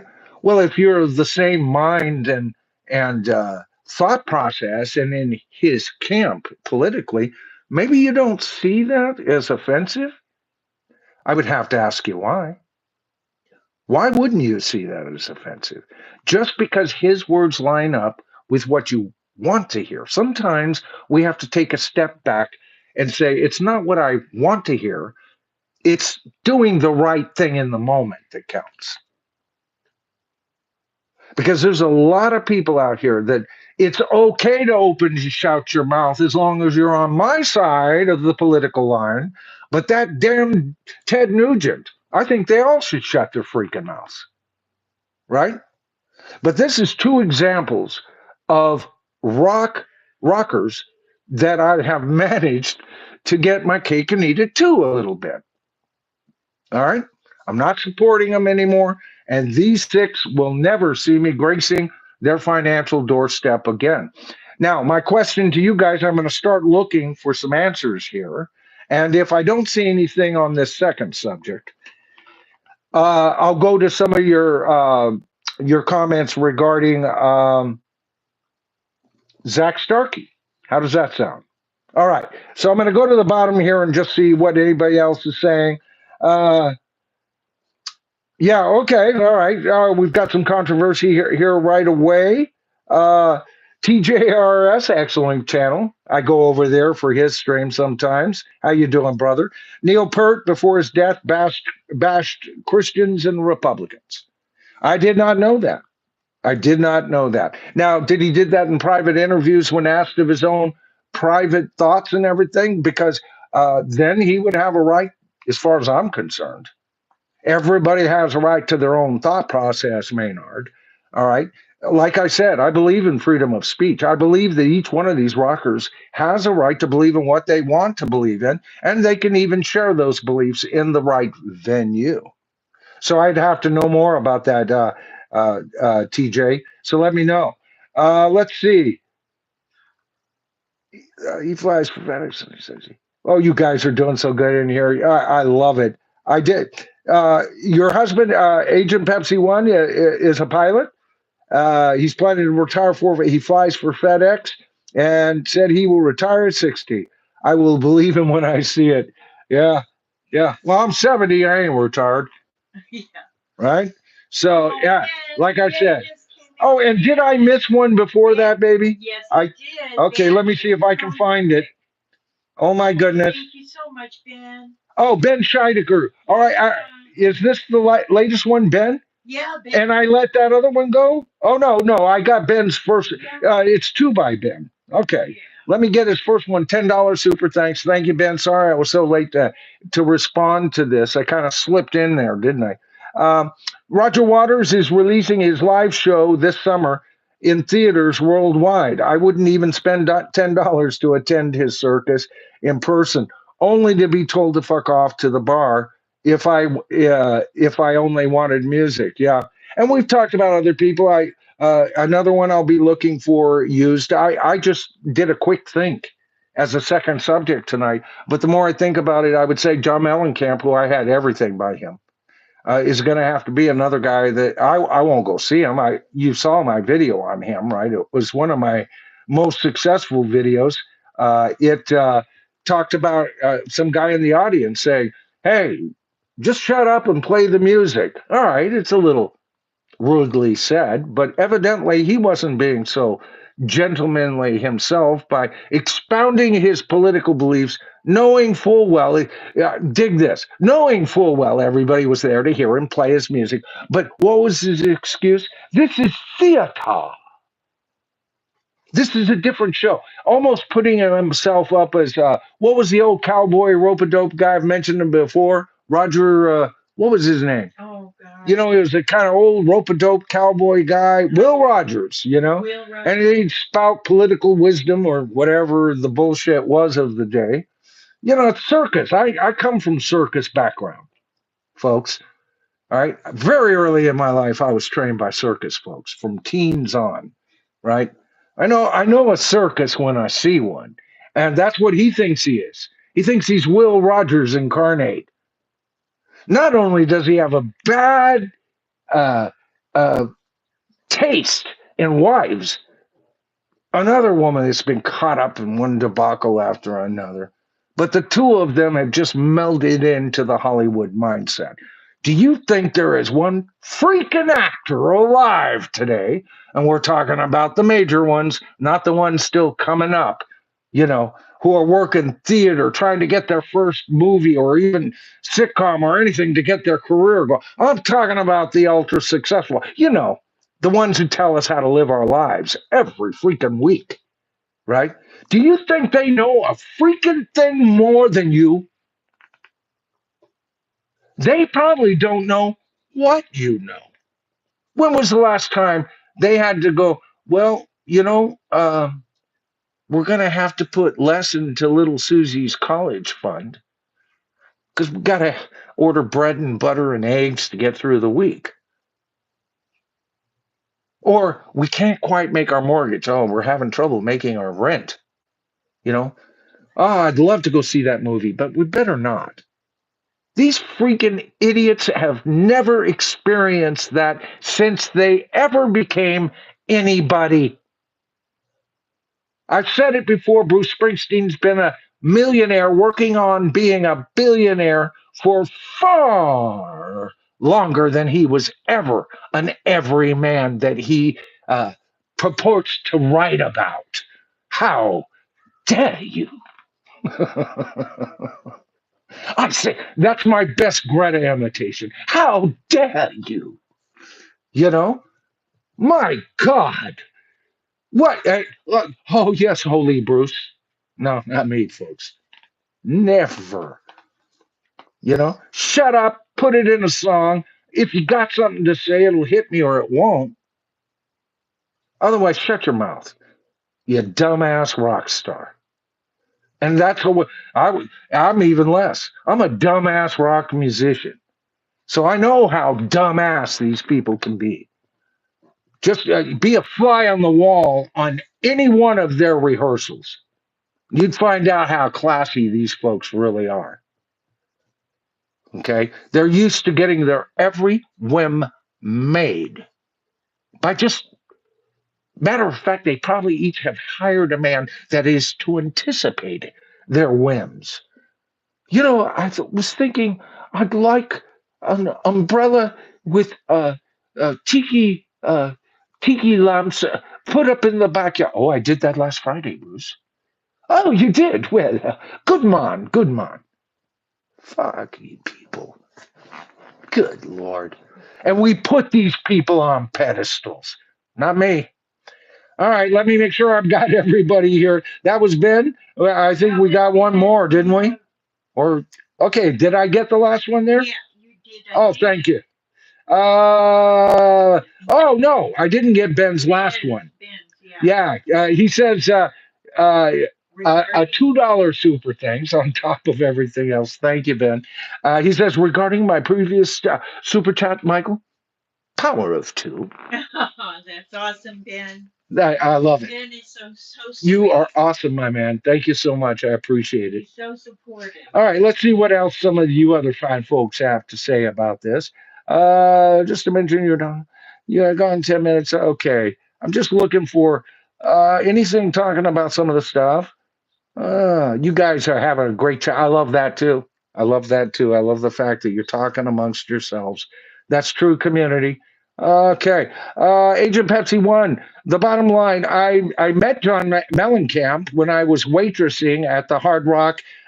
You've got a past, Agent Pepsi. Yeah. I love it. Inquiring minds want to know more, right, Kimberly? She said, when I was waitressing at the Hard Rock in Biloxi while in college, he was not a nice person. Go figure. Also met Richie Blackmore, a complete wow. Now, see, most of my negative thoughts on Richie Blackmore come from when he's playing with Deep Purple, that famous concert where he walks over. Who was it? Did he get Ian Gillan? He just dumped water on him on purpose, causing trouble. But he had trouble with him, so much so that there's never been a mending. So that's good because he's fourth or fifth favorite guitarist of all time. I'm tempted to even put him at number three, except that then you don't have Clapton and you don't have Beck and you don't have Jimmy Page, but he's right underneath him. Agent Pepsi, you're tantalizing us with your past. Okay, Bron Snake. Hopefully your husband doesn't have to leave you for a soccer ball named Wilson. Yeah. Yeah, you wouldn't want to see him anyway, Agent Pepsi. He would only be half the man he was when he left. All right, we're teasing you. We're Eric teasing you. Schultz says the grumpier Michael gets, the more I like him. God Yeah. bless him. Wow. He's been with FedEx for 15 years, he says. My dad was in the Air Force, was a Phantom driver, flies B777. Wow. Wow. So, yeah, I love it. I love it. I've got family in the military. Let's see. Holistic Healing Waves. My screen says 72 likes. Yeah. Why the discrepancy? Of course, this goes back. I'm seeing 83 right now. If we can gain another 17, this stream will bump even further. There's 84 of you watching. That's a wonderful amount of people to be watching right now this late into the stream. We're not that late, but we're well into the stream and we're maintaining a really nice audience. And thank you so much for joining us. I appreciate it. Eric Schultz says that David Gilmour's new album has a track which includes Richard Wright in 2007. I got to hear that. Oh, no, I have heard it, Eric. Sorry. Yeah, I even reviewed that. They took some keyboard parts he was just messing with that he had recorded, and he took that and collocated and built an entire song around it. Did a great job. Wow. A lot of super thumbs ups there. Rock the Tribe, I think is what I saw there. Yeah, so yeah, great track. Great track. I agree. Let's see. Anything else here? Never as a kid was a rock fan. Okay, so I'm going to go up to the top and see what you guys have to say regarding anything we've talked about tonight. Let's see. I don't mind musicians. Okay, I don't mind. This is Eric Schultz again. Early comment from him. He says, I don't mind musicians making brief comments about their political views. But if they go on and make a speech, then it's no musical waste of time. Yeah, back in my day, a guy might get up on the guitar up at a concert. I was like, stop the war, man, or which was a safe bet in those days, right? But even if he had just gone up and gone, Trump's an Oh my asshole, goodness. I would have gone, yeah, Agent no big Pepsi deal. one I just see came that. in with a super A thanks. $5 super Oh, thanks. I'll be thank you right so with you. much, Agent But Pepsi. Eric, yes. Oh, See, I that's don't so want to sweet. curtail freedom of speech ever, ever. They Oh, have a right just like you and me. I'm having my freedom of speech right now. You're having your freedom of speech right now oh. in the comments. Everybody should have that. But there are places, and there are appropriate times. Was it Oliver Wendell Holmes and that whole thing? Freedom of speech isn't the right of crying fire in a crowded theater. All right. And don't you and fire, doesn't that sound like inflame, to incense, to start, to ignite? And a lot of these comments are designed to ignite to a paying public that don't necessarily agree with you. Isn't that a little bit like yelling fire in a crowded theater? Agent Pepsi, a $5 super thanks, and she says this: This is the best music chat podcast ever. I am so glad that I found this community. Oh, It has been such a she's blessing being wonderful. here. And you know what? You're one of our main female, you and Rockin' Robin Bird that I'm aware of. You guys, Angela's in. Just as soon as I Yeah. said that, I saw Angela. And of course, you said Caitlin is in. Yep. Was Caitlin in? Yeah. Yep. So yeah, you're the darlings of the channel, and you got a lot of big brothers, out there already. We already discussed that in the last stream, didn't we? You have a lot of big brothers on this channel. Take care of you. Really good. Donna the Frank, Discogs for used album. I use them a lot. Yeah, a lot of people go to that, right? He's talking about, getting this stuff. I would imagine getting it used. And you can get excellent. Uh, See, I don't demand a whole lot of vinyl. A pop here, a pop there doesn't bother me. I grew up with that. That's very similar. If I need total silence, I've got Apple Music, and I can hear, a high end version of that if that's what I'm demanding in the moment. But the reason that I collect, and like I said, I'm not really a member of the vinyl community as much as I'm a guy who collects vinyl, a new collector. I think my collection's still under 130. We're getting close to that, but it's like, it's a new collector. It's a small collection, and I'm getting what I want. But that's the whole thing. A lot of you have been watching me get what I'm adding to it, and whether you like vinyl or not, you like seeing people. Oh, this is what he's got. And it's fun to watch a guy hold up a piece of artwork, that looks like this instead of holding it up and it looks like that. You have to put it way up there in the hand. You know what I'm saying? It's nice when you go, you want to listen to music and you go and you put on that, you're involved. We've talked about that. And often the artwork, not necessarily, that would look good on a small, although it looks nice and bold. That's one of my favorite covers. I think the color scheme on it and everything, Born in the USA. I also think it's his best album he ever did. And I just read an article where he's walking it back again. This guy has done such a disservice to Back in the USA, or Born in the USA. It is freaking ridiculous. He went into it saying, "Well, I wanted it to be more." This is a new article. I wasn't planning on talking about this, but I had it off and I should have brought it up for tonight. Otherwise, I'd read part of it. But the essential part of this article is, well, I wanted Born in the USA to kind of be like Nebraska, Nebraska's more of the original thing that I had in mind. In other words, Nebraska, if you don't know, he recorded that on a TAC 4-track, high speed cassette deck, and they had to do all this technical wizardry to get it to be on an album, and especially on an LP, and as a album that you could purchase either on tape or on CD.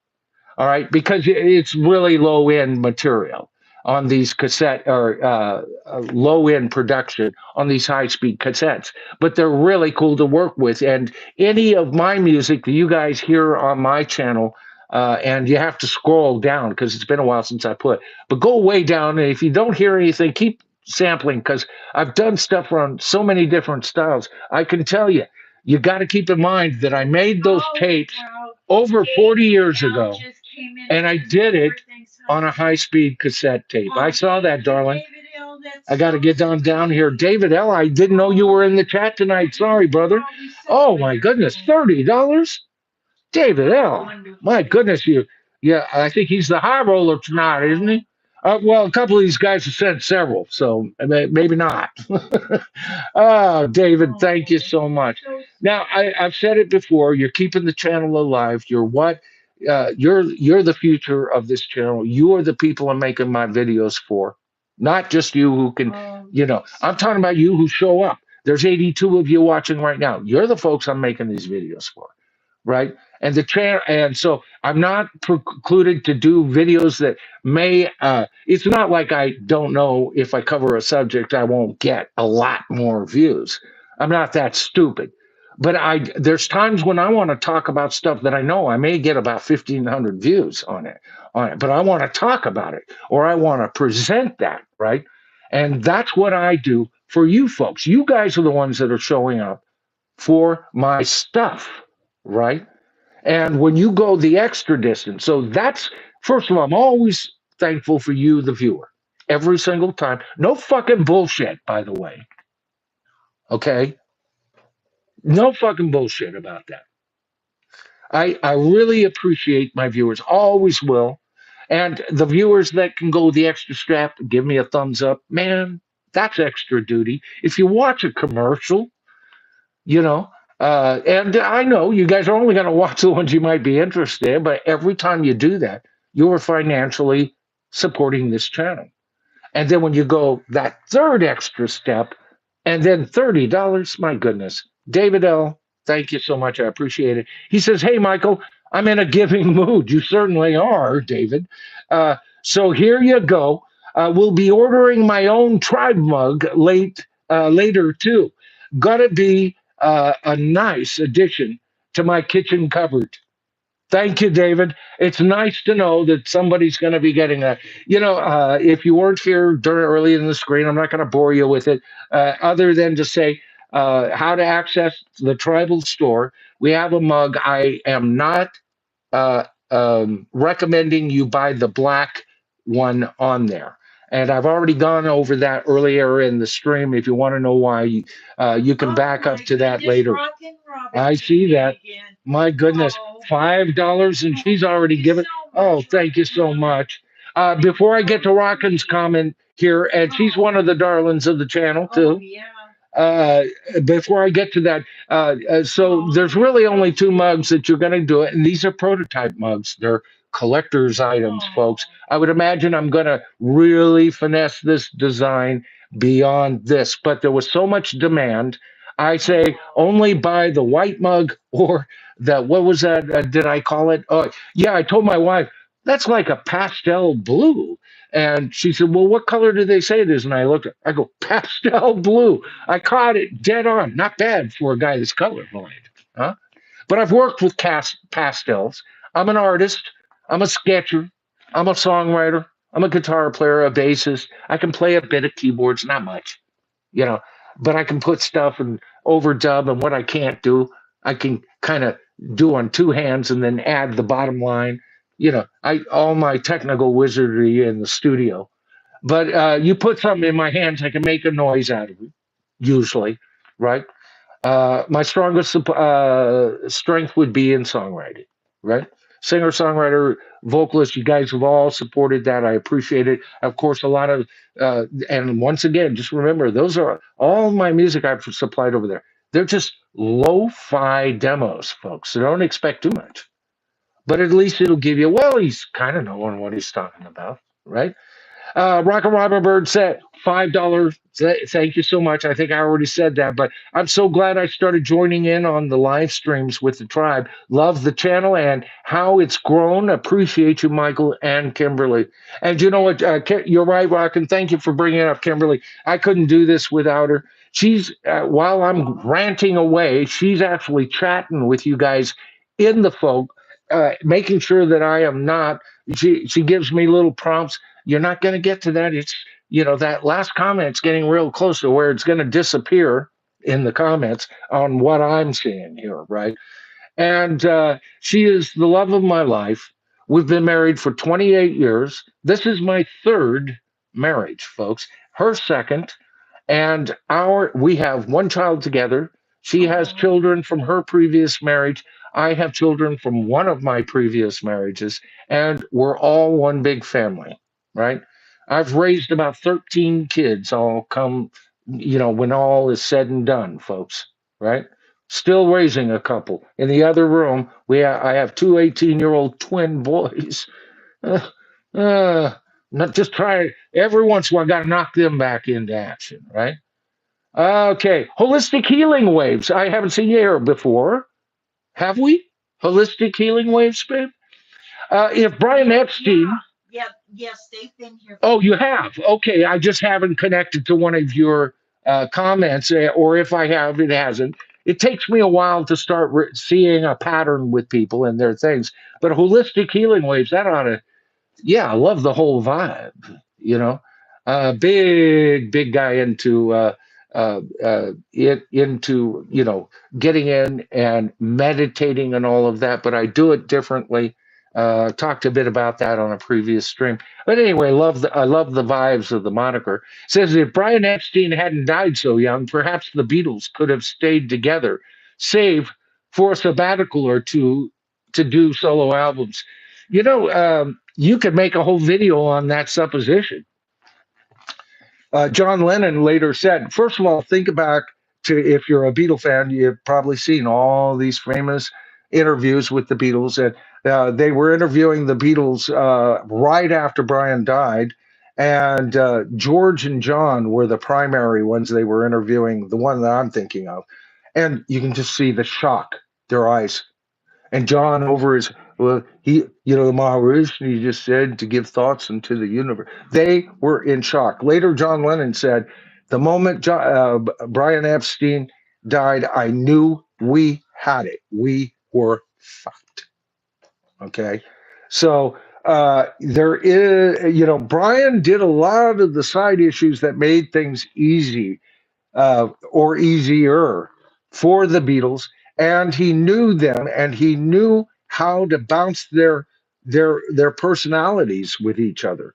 He did a lot of salving Paul's feelings while at the same time firmly in John's camp on many things, right? He knew he couldn't play favorites, and so to him, they were the boys. And he was like, I don't know, he was like their Cub Scout troop master. He's the guy that took you camping, taught you how to do things in real life. They all said right at the beginning, yeah, and he also had a real cool car.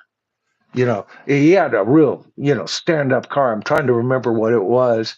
It was a big car there in England. It was certainly a step and a half above. I think the only one who had a car when the Beatles first got it was Ringo, wasn't he? And even he had a better car than all of those guys. And of course, Brian had even a better car. He came from money. His family had money and everything. And he was, to me, he was a brilliant manager and one of the dumbest managers, all rolled into one. He learned from the ground up, and what he accomplished for the Beatles historically makes him one of the greatest managers in rock, despite the fact that he made a lot of mistakes along the way. Lost the Beatles millions of dollars in the long run. And matter of fact, that's why they got tied up with what's his face? What was that guy's name? Their last manager. I've talked about him. He's one of the three greatest villains in rock. I've mentioned his name isn't coming to me. It's just not coming to me in the moment. Everybody's out there going, it's Michael right now. Their last manager, he promised Yoko and uh, um, John Lennon everything under the sun. He had nothing to do with other than, but he did make him some money, and that was his promise to make money that Brian had lost. That's how he got his sticky little fingers into the Beatles. And there's what a bad manager will do for you. So a really cool thought on that. Blackmore hates Springsteen. Listening to him talk about it is satisfying. He could never understand what the fascination was. Yeah, that's what Deuces Wild says. Now, I think I saw that a long time ago. I'm trying to remember what the problems is that he had with him. But if I'm a big Blackmore fan, I'm a Springsteen fan though too. See, I think when Springsteen hits it, and he hit it on Back in the USA or Born in the USA. Why do I want to? Oh, it's because of Paul's Back in the USSR. All right, so Born in the USA album is his finest album. It didn't say, and you know why he's backing it up. By the way, that article when they were talking about it was he then said, oh, then it just got all glossy. Yeah, still walking that freaking album back. Still walking that freaking album back. You want to know why? The other side embraced it. That wasn't his intention. He was happy with that album when it came out. He promoted the hell out of that album, even sold his soul making nice little videos, which wasn't his style, right? Oh, I didn't know it was. Oh, no, it got taken wrong. The whole album got taken wrong, right? And he's been apologizing for it ever since. Oops, Bruce. Guess what happens to music? You release it. That's what I'm saying. You better be careful with what you write, son. All right? Because once you're done with it and we buy it, it's ours. And if other sides of the political line embrace it, hey, back to the chalkboard, back to building the kind of album you want, but don't cut it down. You meant every fucking word about it when you put it out. Now you've been walking it back. What year did that come out? What year was Born in the USA? Anybody want to type that in real quick? What year did that come out? Was that 84-ish? Anybody got an answer to that Um, in the comments here? 85 is somebody questioning. Yeah.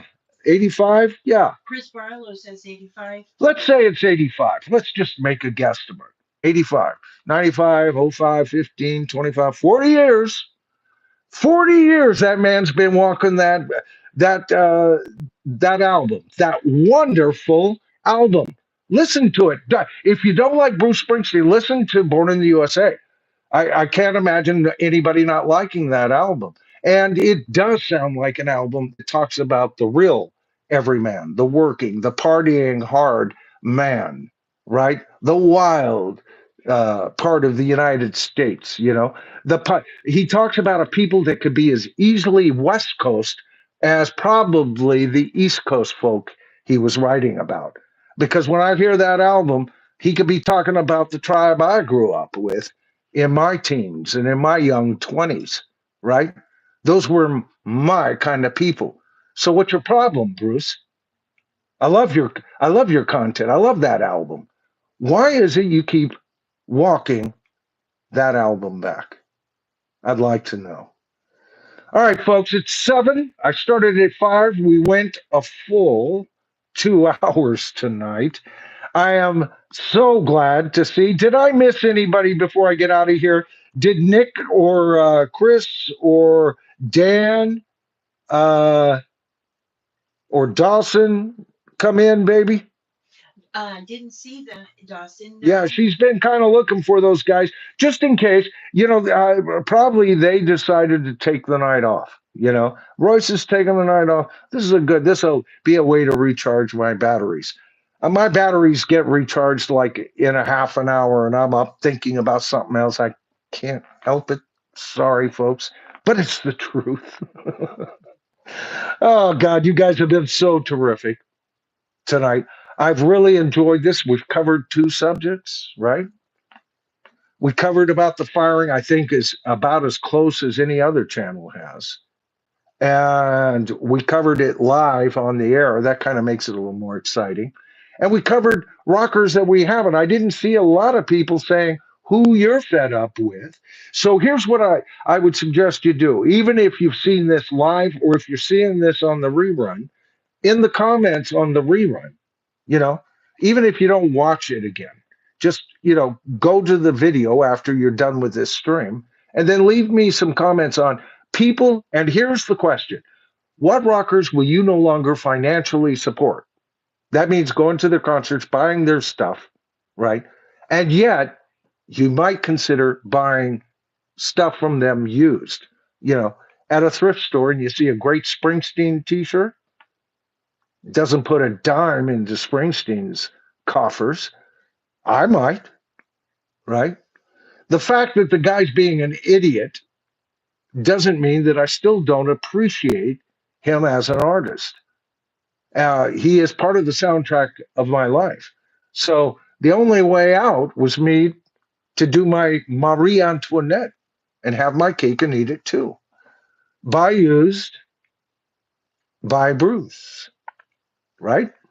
All right, folks, I love the hell out of you, man. You guys have been so wonderful. We maintained most of our audience and we built it very organically tonight. We started off with 20 viewers. It worked into the 50s. Then I noticed it was into the 70s. You know, we got up into the 80s, well into the 80s tonight. I don't know. I don't watch it that close. Often my notes are covering that part of the screen, as you can tell. So you can't see how many people are watching the stream. And I'm going on about it. But I will get a report after the stream and I'll find out how many of you were actually there. I appreciate it. I hope we were on long enough to kind of whet your appetite tonight. I know a couple of streams going tonight. And by the way, I mean it when I say this.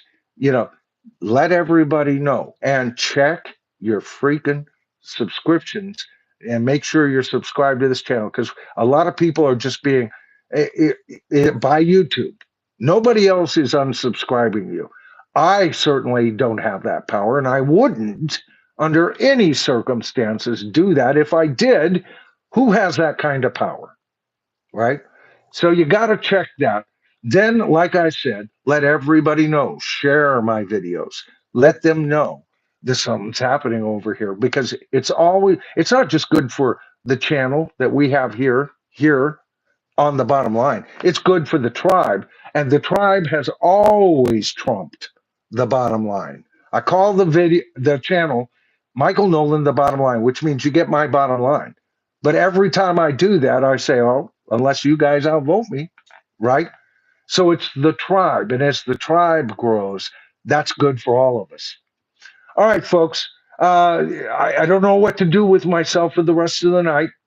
I'm used to being on for another couple of hours, but I don't have the energy to be up here and do it all in one stream. And I only had so much stuff prepared. What's that, darling? I said it's been almost 2 hours. Yeah. Oh no, it's been yeah, just over 2 hours. I may have come up a couple of minutes late. It's 7:05 now. I may have come up around what 5:02, 5:03, frantically going over my notes. All right, you guys have been terrific. Again, my name is Michael Noland. The channel is the bottom line, but when I stream, the channel becomes the tribal forum. This is where these aren't my pre-made videos and I respond to your wonderful comments, which I do. But this is where I respond to you the here and now as quickly as I can. And you also get to talk to each other. That's the golden part of this whole channel. All right. It was so good to see Caitlin out in the channel. I saw your stream earlier, but I was prepping for this and didn't have a chance to type in. She was up on James's stream. Tell James to get on over here sometime, Caitlin. I don't think I've seen James over on my stream. But it was good to see you in tonight, darling. So many of you brought just to give you a kind of God, this is going to take forever. You have Agent Pepsi, Divining Dragon, aka Christian, who, by the way, Kimberly is saying, and as soon as we know this, we're also talking about Stormcop. We're talking about Dark Insomnia. We're talking about Oberheim. We're talking about, see, and I'm going to miss a ton of other people. Deuces what? But there's a ton of you that come in early, start the comment, and then Kimberly wanted me to make special mention. Of course, she goes, I don't want to say it because then Stormcop will. But truly, Christian, I've sung Stormcop's praises, and I know James will join me in saying this. You have been so special to this channel. I really want to say that. Christian in real life, yeah, Deuce is Wild, of course. But I did want to highlight just one of you tonight, and the reason I wanted to highlight Christian is so welcoming to new people, engaging in all kinds of conversations all the time, always encouraging everybody. His energy is so freaking positive, and he's the exact kind of people I adore. And there's so many of you. I'll just begin. All of you guys are just wonderful. Doc Insomnia, yanking my chimes. What would I do without you? Of course, Christian. Bronze Snake, who's showing up more and more and more. I'm seeing him. I didn't get to too many of your stuff tonight, or any of it. What's that, babe? Oh, I was just saying, Deuce is Wild. Yeah. I am one of us. Yeah, I am one of us. Deuce is Wild. Angela, longtime viewer and supporter. Yeah. Repository. Eric Schultz, who's been around for a ton of time. Jorge Pita. Yeah. Donna the Frank. Donna the Frank. Yes, absolutely. Dr. Insomnia. Yeah. Yeah. Stephen Smith. Yeah. Stephen Smith. David. Evan Hall. Surfing's Cronola. That is so cool. Oh, yeah. I love that. I always screw that one up, don't I, guys? Yeah. David Kornblatt. Yeah. Agent Pepsi. David L. Thank you again for that one. Super thanks. Ben Scheidegger. Where would we be without Ben? Chris Barlow showing up a whole ton of times now. Yeah, this is just great. Look at you guys. Anyone else I'm missing here? As soon as I do it, I know I'm going to skip over somebody. And hey, what about me? The Zero Room, love that moniker. Got to say good night, but I had to stop by and say hello. Cheers from Canada. Well, I hope you come back and watch the replay so that you can see I at least acknowledged Zero Room. Angela making a lot of statements talking about Ronnie having an incredible voice. I see that. Who else do we have here? Zero Room, you were in all over the place. Of course, Kimberly mentioned I Am One of Us, who goes to a lot of streams. I'm so glad to have you over here. I Am One of Us. Jay Cliban or Cliban, I've never quite found out. Midnight Toka, I hear that, Jay. Stephen Smith. Yeah.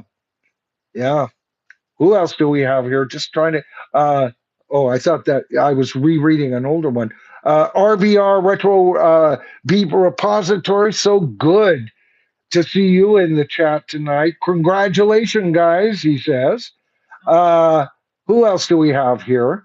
I just want to make sure I give at least a shout out to the majority of you. I'm trying to get every one of you. We talked about Stephen Smith. Who else do we have here? Donna the Frank, Rachel, Kimberly. I sometimes call my wife my daughter's name. Kimberly shouted you out from the background there. I hope you heard it. TJRS Classic Rock Corner. I strongly recommend going to his channel. I'm a subscriber. And it's always good to see you over, TJ. Says what's on his mind. Very well informed. Like it. Doesn't matter whether we agree or not. I like a guy who can just say what's on his mind, and he does that very well. Boy, so many of you here. Did we get everybody, baby? Joseph Blue. Joseph Blue was in. He was a little disappointed. Huh? Joseph Blue's here. Oh, he's back? Yeah, he's back. Oh, okay. Well, we thought we had a new one. Yeah. Wani Kuna. Oh, okay. Wani. Right. We, by the way, Joseph, I was just saying, it looked like you were bowing out because there was some drama. We didn't know what was going on, but it's good to see you back, brother. Good. Dr. Rick. Who else are you bringing up, baby? Dr. Rick, there's. Yeah, Dr. Rick, I'm glad you're doing well. Dr. Rick had a situation with possible too high blood pressure, man. That's a tough gig to get by. We've been praying for him. And to the tribal member, who I'll just mention whose wife was it kidney? Something to do with the kidneys? Kidney failure. Kidney failure. Yeah. Hopes and prayers and thoughts and all of that to you, of course. We care about our people here, don't we, baby? Yes, So many of you. this God, Lord. tribe is wonderful. It's the best. Yeah. Oh, God. She's just, you guys are tickling my ears now. Yep. See, Nestor, you're welcome from David. I love this. You guys are just chat. That's what it's all about, right? That's why I chose to do this, is to tap into the inner core, the inner audience. And you guys have been absolutely freaking amazing. Okay, so here's my sign off. I'm Michael Noland. This is the bottom line, but only the bottom line as I see it, because the real bottom line is always, as you guys just found out, in the comments, either in the peanut gallery or if you watch this after. That's what's said in the comments is the real opinion of the tribe.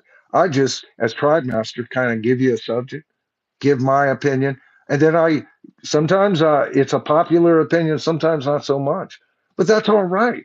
There's room for dialogue. That's the one thing this channel has to offer. There's always room for dialogue, and if you haven't subbed to this channel, it's easy. Oh no, he's gonna do it again, Mildred. Yep.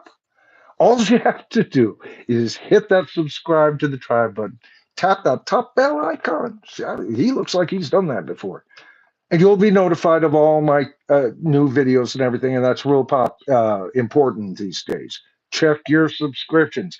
All right. I hope the rest of you have what's little left of this weekend. In some portions of the world, you're already into tomorrow. Have a great Monday. And tomorrow, for those local, have a great Monday.